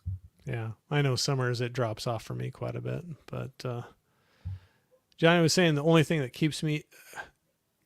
that will stop me from watching a movie is work, family commitments, and hopping on streams. Yeah. Yeah, yeah. And I there's also that was a factor in not watching as many movies last year because I'm hopping into everybody's streams or trying to Yep. watch everybody's videos and support them, that way also. And it's like, hey, you know what? I haven't watched a movie in a while. Let's watch a movie. Yeah. Well, I love doing that as well too. It was like live streams or other people's content that they're putting out. I love keeping up with that, but yeah, it's hard to balance that, keeping up with all of those, doing your own thing, and then just sitting in on the couch and watching a movie you want to as well, Yeah. And it's hard to balance that all. Johnny was saying 365 and 365. Sounds like Dell has given Johnny a 2026 goal. 2026? Come on, Johnny. We're only in January still of 2024. You can do it. Go for it, man.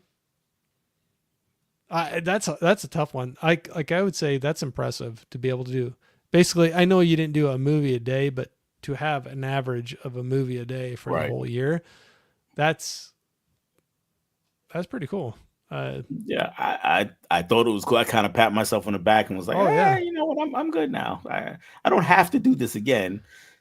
So but you yeah, covered a lot of ground in the year. I did cover a lot of ground that year. Yes. Was Yeah. was a lot of it first time watches, or was there a good mix of rewatches? Or A lot of it was first time watches. yeah, yeah. Yeah. I'd say most of it was first time watches. There were a handful of movies that I'd seen before, probably not more than a handful, but there were some that I did see, but most of them were probably first time watches. I'd probably say 80% So first you're time thinking watches. like high 200s, low 300s of first time watches in a year. Yeah. That's a lot of ground to cover. I mean, that's a lot of new movies to take in. Yeah, it is. It is. Only problem with that volume is uh, things start to run together sometime and you kind of forget more than I you could see would that. normally, you Yeah, know. So I could see that. I could see that. I have at trouble with least for the. me. No, I'm in the same boat as you. Sometimes it helps where you can, if you sit back and have a talk about it and digest the movie a little more, maybe it'll stick a little, at least for me, Yeah. stick a little more. But I could see that, like, if you did every day a movie and then you don't have any type of follow up after that, watching it and go on to the next one, I could see where it'd be hard to keep track of every single one, or you Right. maybe have with a little reminder. But Sarah was saying Dell and Corey code red video. I'm not sure what that means, but thanks for dropping in. Jeff was saying I did 372 last year. The Wow. goal was one a day. That's awesome. October about killed me though with 62 horror movies. This year I'm taking it easier. Yeah, that's a big load. That's a 62 ton. horror movies in So you October. figure that's two movies a day for that month. Jeez, Yeah, wow. that's a lot of horror. Yeah. Jeff, you're still with us. Thank you. That's a lot of horror movies to take in for the year, man. Uh, uh, Johnny was just admiring Jeff's. Yeah. Yep, that's a lot to take in. Yep, keeping up with Letterbox with it. I'm trying to do better with that this year too. Hey, Laren, thanks for dropping in. What's up, Larry? Yeah, I've been consistent with that for a few years. And that's the reason why I know these numbers, because I'm pretty diligent about just logging a movie after I watch it. I don't know if you have the app on your phone, but it's like, okay, I movie's do. over. Here, let me go in real quick and log it. So yes, I did. So I got the app on my phone the beginning of 2023, and I was doing a good job. So I started with just logging my movies, so I knew how many I watched, which ones I watched, what ones were rewatches or first time watches, and then this year I'm trying to get into more of rating those movies because I've had Hmm. some friends that follow me on Letterbox. They're like, okay, Corey, you said you watched this one. Did you hate it? Did you love it? Like where are Right. you at with it? And I'm trying to get better with that. So this year, that was kind of, I guess that was one of my goals was with Letterbox to rate more of the movies that I'm logging on that Yeah. 5-star scale. I throw a star rating on there on those movies, and it's really just for the reason you said, so other people know, like, if did I like it or not. Yeah. And it's a quick, easy way. But to be honest, I hate rating movies. I would rather talk it out and you understand what I mean, how I feel about it. I am exactly the same with that. Exactly the same. I have a hard time putting a star rating on it, but if you and I watch the same movie and want to sit down for, 30 minutes and talk about what I like or didn't like, I'd have an easier time and probably more enjoyable time doing that than doing the star rating on it. But Yeah, exactly. like you said, I had some friends that were following me on there that were like, "Okay, I don't know what this means. You said you watched it. Did you absolutely hate it? Did you love it? Like, and so, but then that's what's funny where so many people are so different on their star ratings, even Yeah. on those. So you got 5 stars. To me, giving some like 3 stars is still like a solid movie. And there's other people that are like, oh, you gave it 3 stars, you hated it. Yeah. So I get goofy with those.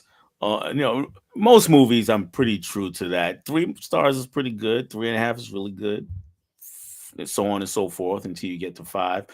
But what I do that throws people off. So if anybody out there is following me on Letterboxd, so what I just pay attention to this. So what I do that throws people off is, like, if it's one of those movies that is really so bad that I still think it's awesome, like a really so bad it's good kind of movie, I'll put 5 stars and give it the heart.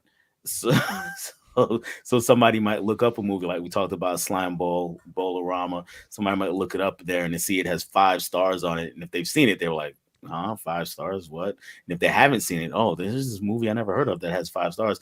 Nope, I don't think it's the greatest movie in the world. I know it's so bad it's awesome. I just put that up there to screw with you guys.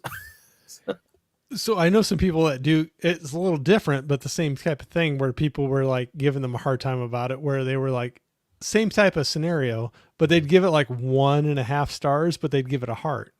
Hmm. Like where they're like, I know it's a bad movie, but I loved it, kind of Yeah, a thing. yeah. I had fun with it. I know it's bad, but I still had fun with it. And so they'll do that. And like, I've heard some people like lose their minds over like, how can you give it 1 or 1.5 stars, but still give it a heart? Like, how can you do that? When I used to blog before I started doing YouTube. I had a movie blog, Yeah. and it is still Dell on Movies, and I believe it's still up. And for those type of movies there, because when I started off, I was rating them one out of 10, rating them out of Yeah. 10. And for those type of movies, I would rate them -10 out of 10. Can't do that on Letterboxd. So Right. Right. So do you still keep up with that? Or I, is I that, haven't in a couple years now. It's still up. You can still find it. There's lots and lots of movies and lots of things reviewed on there.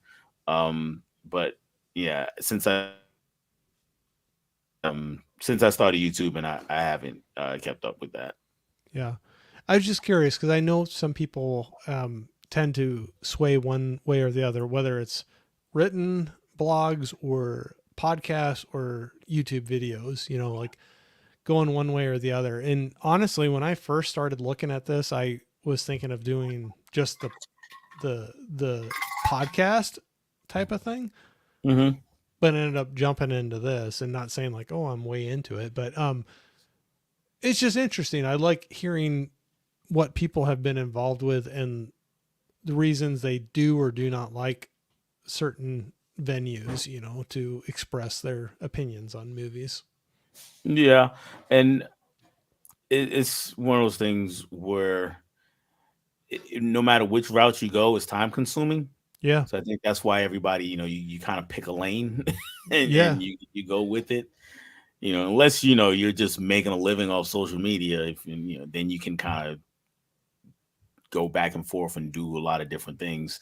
But for most of us, we're working a full time job and doing Hmm. this as a hobby on the side. So it's as time consuming as any of them are. You just pick one and go. Yeah. So YouTube, that's kind of your lane you're kind of choosing at this moment. Yeah, yeah, Yeah. No, I'm glad you are. I'm not saying that in a bad way. It's just, it's yeah. kind of curious to hear people's, you know, what they get into. But Holland was saying, yeah, mostly first time watches for me last year. The only exception being Christmas movies or movies I needed to give a second go. Okay. I think probably a lot of us probably fall into that, don't you think? Where you have some movies a certain time of year you feel like you got to watch them, whether it's Christmas or Halloween or summer or whatever. You know, you have certain movies that give you a nostalgia for that period of time, and you got to get them in. Definitely. From at Christmas time, I don't have as many that I watch every year, but there are a few at Christmas time. I'm definitely gonna watch. Like A Christmas Story. I'm gonna watch it every year, no matter what. Right. So Right. and there's one or two others. Christmas Vacation, I'll usually watch. I don't always get to it every year, but I'll usually watch that. And then you get a couple of movies that you just love so much, you just gotta pop them in every so often. And I think we Yeah. all have those too. Well, and sometimes I had that other night too, where not too long ago, where I wanted to watch a movie, but I was tired. I knew I didn't want to stay up super late, and I didn't want something that like asked a lot of me. But I picked a movie. I'm like, I've seen it many times before. I knew what it was all about, so I threw in Commando, Arnold Oh yeah. Schwarzenegger, Commando. Oh So it's like I've yeah. seen it a million times. I saw it in the theater, seen it ever like a lot of different versions along the way, but it's like I knew what was happening. If I decided Mhm. I wanted to fall asleep before it was over, it was going to be okay. Oh yeah, But you I could just probably dream the rest of the movie. yeah. But I knew I would have fun with it, and it's nice to have those where you fall back onto it. It's like your comfort movie where it's um you know it, you know how it's going to go, but you can just throw it in, enjoy it and have a good time. Yeah, Commando is perfect for that. If Yeah. anybody in the chat has not seen Commando, please check it out. It's cheesy though, so don't come back and be like, "Oh, it's the greatest movie." You said it was so great. It's cheesy '80s action, and it is, in my mind anyway, it's Arnold Schwarzenegger's most quotable movie. Oh gosh. Absolutely. So many one-liners in that movie. So Yes. many. I hadn't seen it in a while, and when I was watching that, like he would start saying something, and I would finish the sentence. Oh Kind yeah. of a Oh thing. yeah. It's like, oh, I had to let him go, or like, don't disturb my friend. Let, He's dead yeah. tired, or Let off some steam, Bennett. yeah, right, exactly. Yeah, no, cheesy but fun. But that's what I wanted at that moment, and it served its purpose, and I had a great time. I ended up watching the whole thing, but it's one of those that if I got too tired and I wanted to shut it off before the end, I was still okay. Yeah.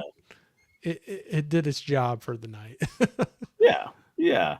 I might put it in after this. Who knows? Put me to Oh, sleep. I don't know. let you got to let me know what if you watch it after this, because I might do the same thing. I just watched it actually not too many.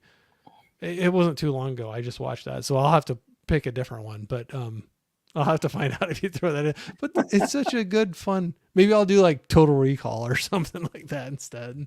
But Arnold Schwarzenegger has a lot of good movies that fit that that He role. does. He does. He does. When He I what do was you just, oh, go ahead. I was gonna say, what do you think of older Arnie? As what do you think of his stuff? Stuff after he was governor, his comeback tour, I guess you call it. It depends which one you're talking about. Like there was one that I watched that I was kind of maybe taken off a little bit because I thought he was going to be in it a lot more, but there was what's it called? What About Gunther? Yeah, yeah, I've seen that. So that was one they threw his face all over the thing, and it was a selling point, and I see what they did, but he was not in it a whole lot to Yeah. me anyway. So I can't judge him on that movie, but you know, there it seems like that happens a little bit when some people get a little longer in the tooth, maybe. Hmm. Hmm. um, but like they throw their picture on the cover and talk them. They have their name really big, but they're not a huge part of the story. Oh yeah, I watched that movie and I was like, where's Arnie? Yeah, What's exactly. happening? It took a long time, and he was not there for a very long time For a either. very long time. For a very long time. I would he one of my favorite movies of his is one of these more recent ones, though it's not super recent now anymore. But Maggie, the zombie movie. I have not seen that yet. I really, You really, recommend it? I do recommend that. Okay. One of his better acting performances, and that one, Chloe Grace Moretz. Was it Chloe Grace? Yeah, Chloe Grace Moretz was his daughter, and she gets bitten by a zombie. And in the time that they're in, zombies have been around for a while, so it's not like World War Z where they're just or Train to Busan where it's just starting and there's zombies everywhere. Zombies have been around for a while, and the society kind of deals with it. And one of the ways they deal with it is they come and they basically round up any zombies and take them off to a concentration camp or something. Do they kill them? I'm not sure if they kill them or not. And round up anybody who's been bitten, basically, because they've got it down to a science how long it takes for each person to turn. So when his daughter gets bitten, and he knows that over a certain amount of time, or at a certain amount of time, she's gonna turn. But until then, he's still trying to protect her because that's his daughter and he loves her. Yeah. And I'll not go any further than that. So you'll have to see it. But yeah, I really do enjoy that one. Okay. I just marked that on my list here. That's again, like I've said this many times, talking with people. I love doing this because when I hear somebody that I've heard so many things that they like, and I'm like, okay, I like those as well. And then they throw out something new like this. I've heard other people talk about it before, but I have never seen it. So I'm going to putting that on my list. I need to check that out. So, Yeah, and again, that's another one. If anybody in chat hasn't seen that one, check it out. And if the word zombies throws you off because you're not a horror fan, this is not really a horror movie. It's got horror aspects because it's zombies, but this is not one that's going to keep you up at night. With all the blood and guts and gore. It's not that kind of movie. so one that's a little more horror with him. I know it's an older one, but I was just talking about this with actually with Anthony Horrors and More. Um, I was saying I came across some old. So for tonight, I was trying to find. I know I have the cassette for the soundtrack of Judgment Night, and I was trying to find it through some boxes. I could not find it, but I came across some other soundtracks from other movies that I had, and one of them was End of Days. And Mm. have you ever seen that one with Schwarzenegger? That I actually haven't. That's one of the few movies of his from the 80s and 90s that I haven't seen. Um, but I own it, and Oh I've yeah, owned it. yeah, okay, yeah. I've owned it for years. I need to watch it. I really do. I've had it for years, and I keep telling myself I'm gonna watch it. I'm gonna watch it, and I never get to it. So I need to get on that. I think that one leans into more of a horror movie than he's ever done. So I'm not saying like don't watch it and be like, oh, that didn't seem like the most horror Yeah, movie I've yeah, ever yeah. I seen. get But that. Yeah, for Schwarzenegger though, that yeah. I think leaned into it more than he had done before, personally. But Holland was saying, yeah, everybody needs to write a dissertation on what their ratings on and hearts mean on Letterboxd. Yep, absolutely. I'm still trying to figure out mine, so we'll see. But Johnny was saying Gabriel Bryan is good in End of Days. He's good at most things, at least that I've seen him in. Yeah. Jeff was saying I love End of Days. The soundtrack is great. Yep. Now I have that soundtrack. That was one of the CDs I found when I was looking for that other for the cassette of this one tonight. But it's kind of funny when you run across some of those things. But yeah, that was back in the day. I was the big collector of CDs. I think than movies probably for a really long time. Like Me too, actually. 80s and 90s. A lot of Hmm. CDs. A lot of CDs. But I wish I would have treated them better over the years, but they still play. Yeah, as much as collectors like us, we've railed against streaming. You know, we physical media. We gotta have the disc. Went the opposite way on music. I maybe not as many as yours, but I got up to four, five, 600 CDs that I had, and I just wound up getting rid of most of them, and now I listen to everything I want to listen to. I listen to it on Spotify or whatever other place I can find it. Honestly, I know people will probably get mad like talking about streaming is like a really good thing, but like especially for music, I think that's one of those things that it's one of those like kid dreams. Like you can sign up for one service and have like literally almost every piece of music Hmm. across any genre, across any decade at your fingertips to listen to. And it's amazing. I mean, you can get exposed to so many different types of music that you never would have before, just going out and buying CDs. At Yeah, least to me, it's awesome. I don't know if you're familiar with Q-Tip from A Tribe Called Quest. Yeah, yeah. He was talking, listening to him talk, and if you know anything, if anybody out there knows anything about him, he was responsible for a lot of the music, for a lot of the actual tracks for A Tribe Called Quest, and from his era of hip hop, it was a lot of sampling, but it wasn't always just sample exactly. It was a lot of cutting and stitching records together, and he did that through amassing a pretty large record collection and then going through records to find things that fit together. And he was talking about streaming. He says, yeah, I took my time and I got this huge record collection, but now any kid on my block has the same record collection I had in their phone And more. and more. And so it's the labor is not there in trying to get a massive collection. You just have it. All you gotta do is download it, and Yeah. then it's there. So this will be my old guy talk where there is something though to whether it's a vinyl record or a cassette tape or a CD, putting it in and hitting play and you're just listening through that album, like it's not just one track off of it. You're not skipping around. You're putting in and listening to the whole thing.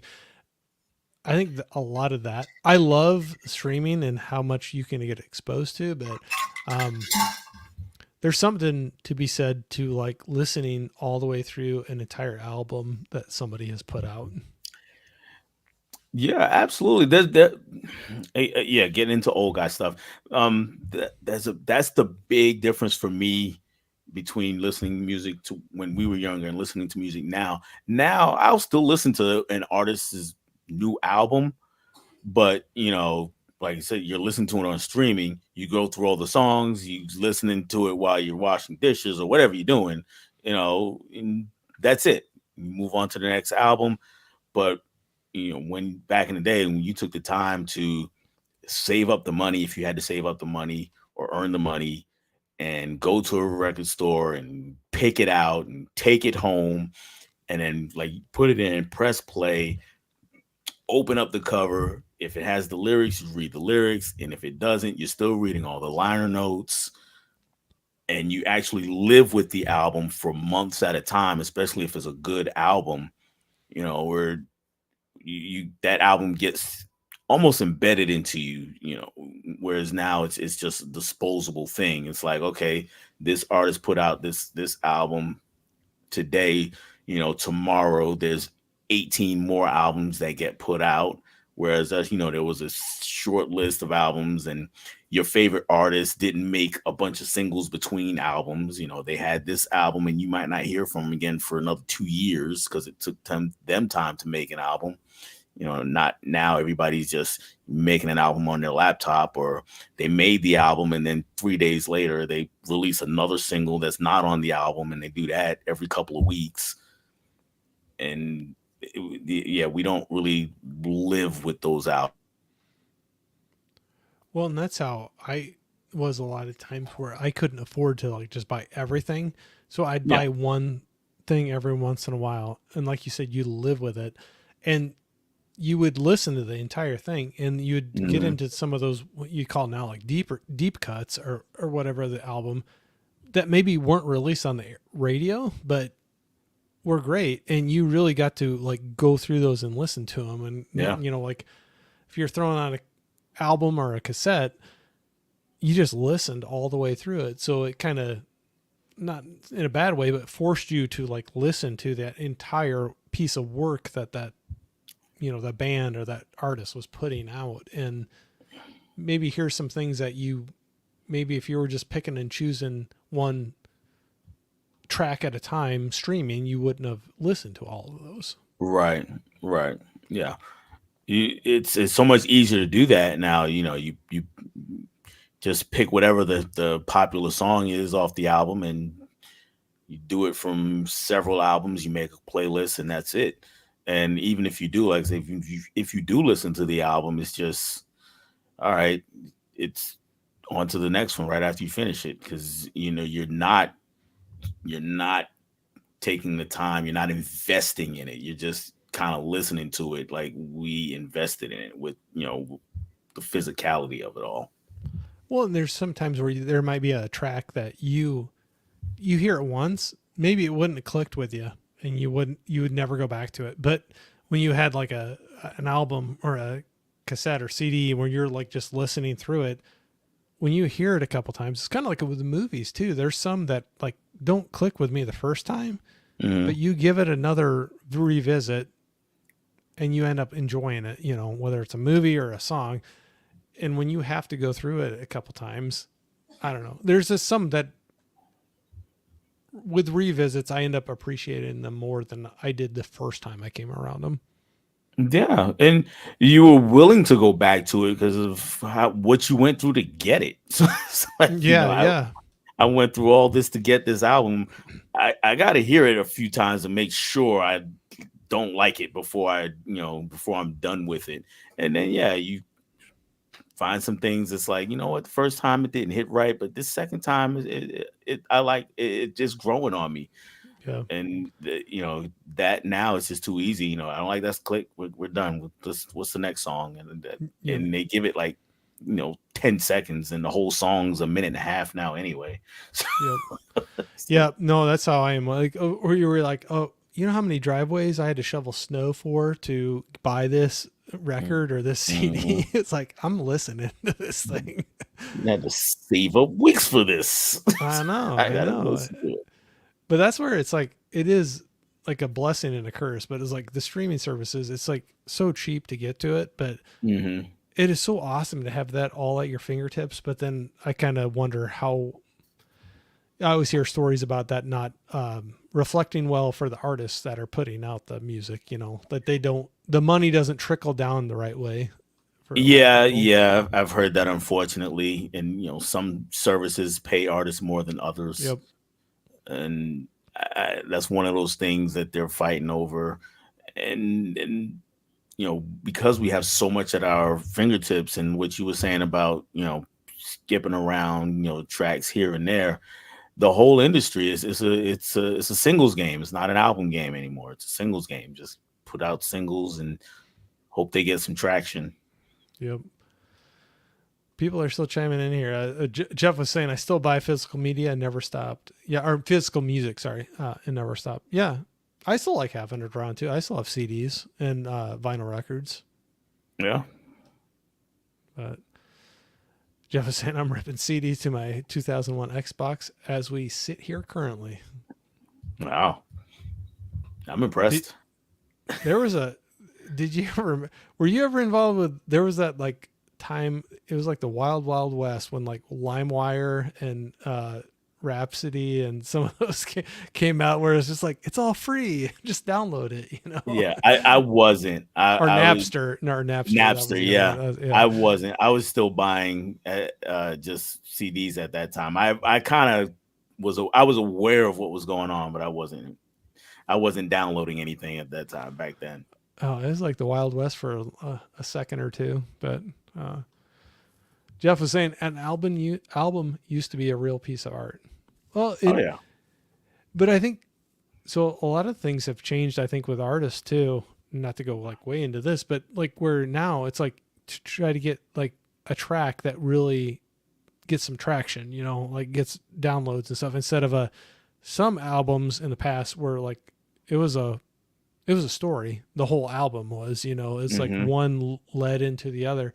Now I don't think that's quite as important. It's like getting those individual tracks that get picked up. Yeah, absolutely. It's I mean, I know that there are still concept albums made, but they're a lot fewer than they used to be. And because you don't have to sell an album, like you said, you got to sell tracks. Yep, yep. Jeff was saying, I remember '98. He chose "It's Dark and Hell's Hot" or is affordable and always scoop two albums. Okay. DMX, yeah, had Yep. two top albums in the same year. It's Yeah. crazy. You don't see that too often anymore. Cal was saying I was invested in those NOS releases, LOL. But yeah, Me too, but we're old. I'm right there with you, man. So still going. Hell yes. Okay, Reed, jump back in. He's seeing we're still up and kicking. Sorry, and hopefully throw the sign up if we need to start wrapping her up. I know I'm just kind of chatting along with you here, but Reed was saying, "Hello, Corey. You know how many driveways I have shoveled snow for? Not many. Yeah, out Cali, I don't think you probably had too many there, Reed. And isn't he in Canada? I thought he was in Canada. Cali, California, I believe. Okay. I think he's a. I think he's on the West Coaster. I'm pretty sure.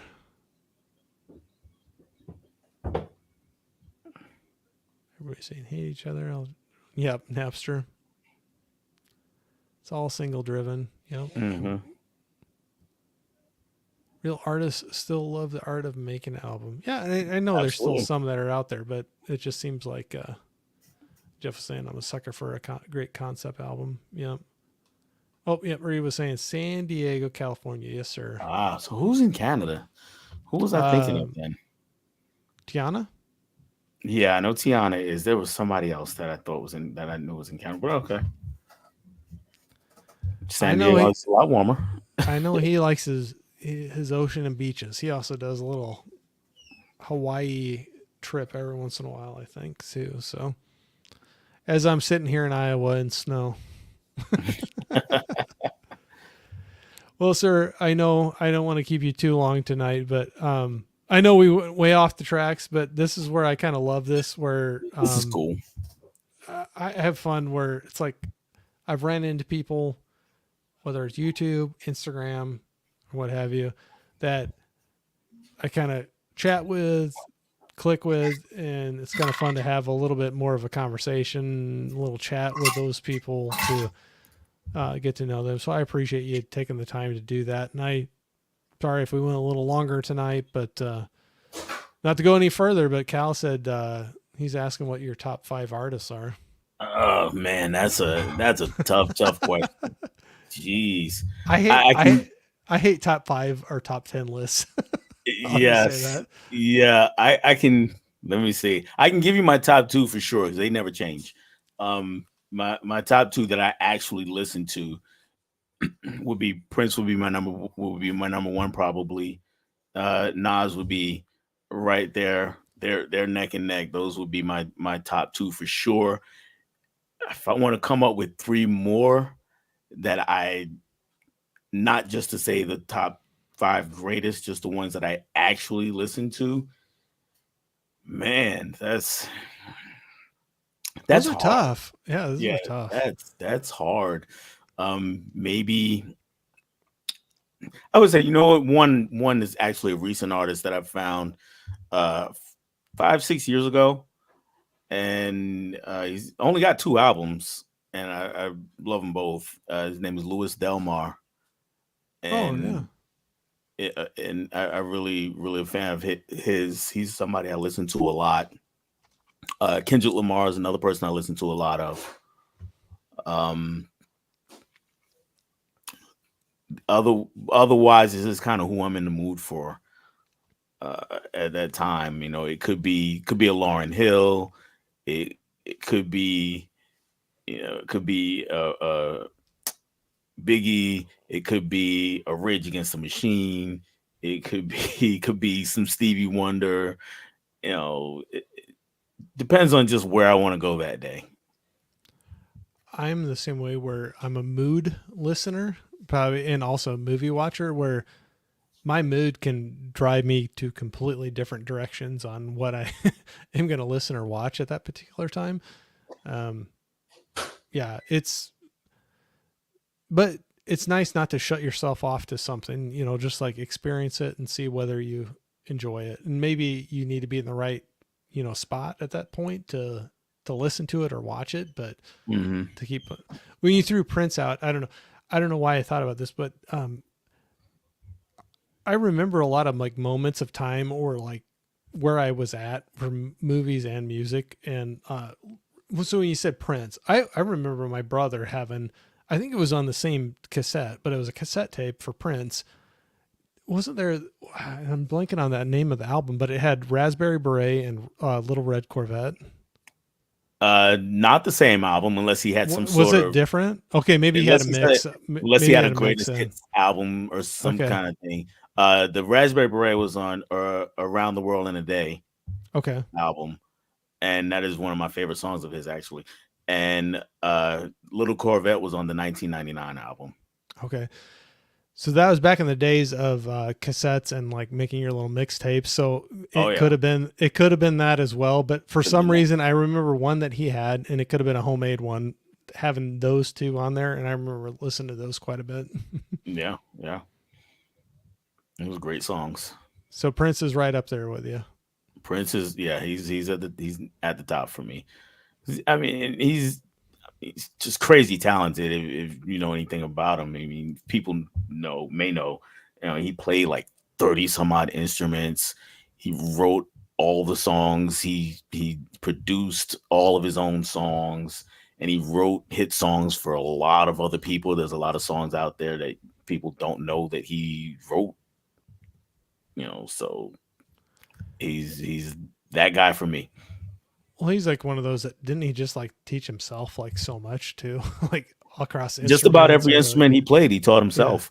yeah. And I don't know if he ever learned, but I know for the longest time he didn't read music. He just picked it up, played it He by just ear. played it. Yeah, So that's just which is like insane to me. That's yeah. crazy. Well, it's just like feel. Like I'm feel. He just feels the music instead of just Hmm. reading it and playing it. That's pretty Yeah, crazy. yeah.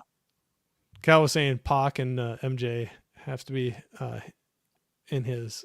And I like both of those guys too. And I probably listen to more Tupac than Michael Jackson, and it's not because of not a negative thing on Michael Jackson. I think I just heard so much of every song ever growing up of Michael of his, and I don't go back to his as much. But I'm like a lot of people my age. If a Michael Jackson song comes on, and I probably know the words to it.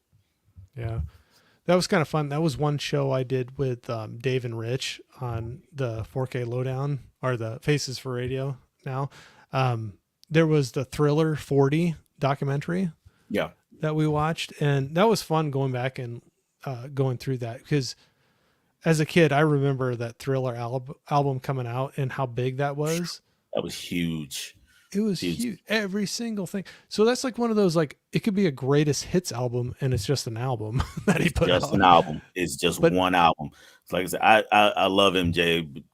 I've heard so much of it. I don't always go back to it. So no Yeah. knock against him whatsoever. It's just because he's not in my top five that I actually listen to. But I mean, if you want to say who's the greatest artist of all time, oh yeah, Michael Jackson's in that conversation. I mean, just no way around it. It You, just has to be. you're not going to think somebody's crazy for throwing them in their top list Right. or anything like Right. that. But There's just certain names that have to be there, and that's one. yeah, yep. That was one thing that was always crazy when I was a kid. And I know we're going way off track, but that Thriller, the video, Hmm. that being played so many times at Halloween, freaking me out, but I still wanted to watch it. And, but that was way off conversation, but he pushed the limits of what music videos were. Like that was not Yeah. just a music video, that was a short film. Yeah. you know? Yeah. And it for Thriller, it even got a making of documentary, Yeah. Well, the and the people he had documentary is great. involved, and that was Hmm. that was pretty crazy. But all right, well, so sir, I know I kept you probably longer than we were thinking about going tonight. I appreciate you taking the time to do this, and I appreciate everybody that was jumping in here, so we can kind of start wrapping this all up. And Cal was saying yes, yes, did Corey? Yep. So I think it was talking about MJ, but Dell, thank you very much for joining on this stream tonight. I know I kind of wander. We went all over the place. We started talking about a movie and went all into music and everything else, but that's what I kind of appreciate being able to do, and get a little time with people that I've met, through all this stuff. It's cool. I mean, it's right there in the name, movies and music, right? Yeah, So yeah, it's cool. I had a great time. I appreciate you having me on, and look forward to when you are on my channel in a couple months. So gonna have a yeah. great time then too. No, I am looking forward to that. So yeah, hang out for a bit. We'll like throw it through here, but we'll start closing her out. But everybody was saying good night, and we appreciate everybody joining in that did in the chat. Anybody doing in the replay, it's always cool as well. But yeah, we'll go ahead and shut her out for the night. But thanks everybody for joining, Dell. I appreciate it, and Absolutely. we'll talk to you all here soon. Good night, everybody. Bye.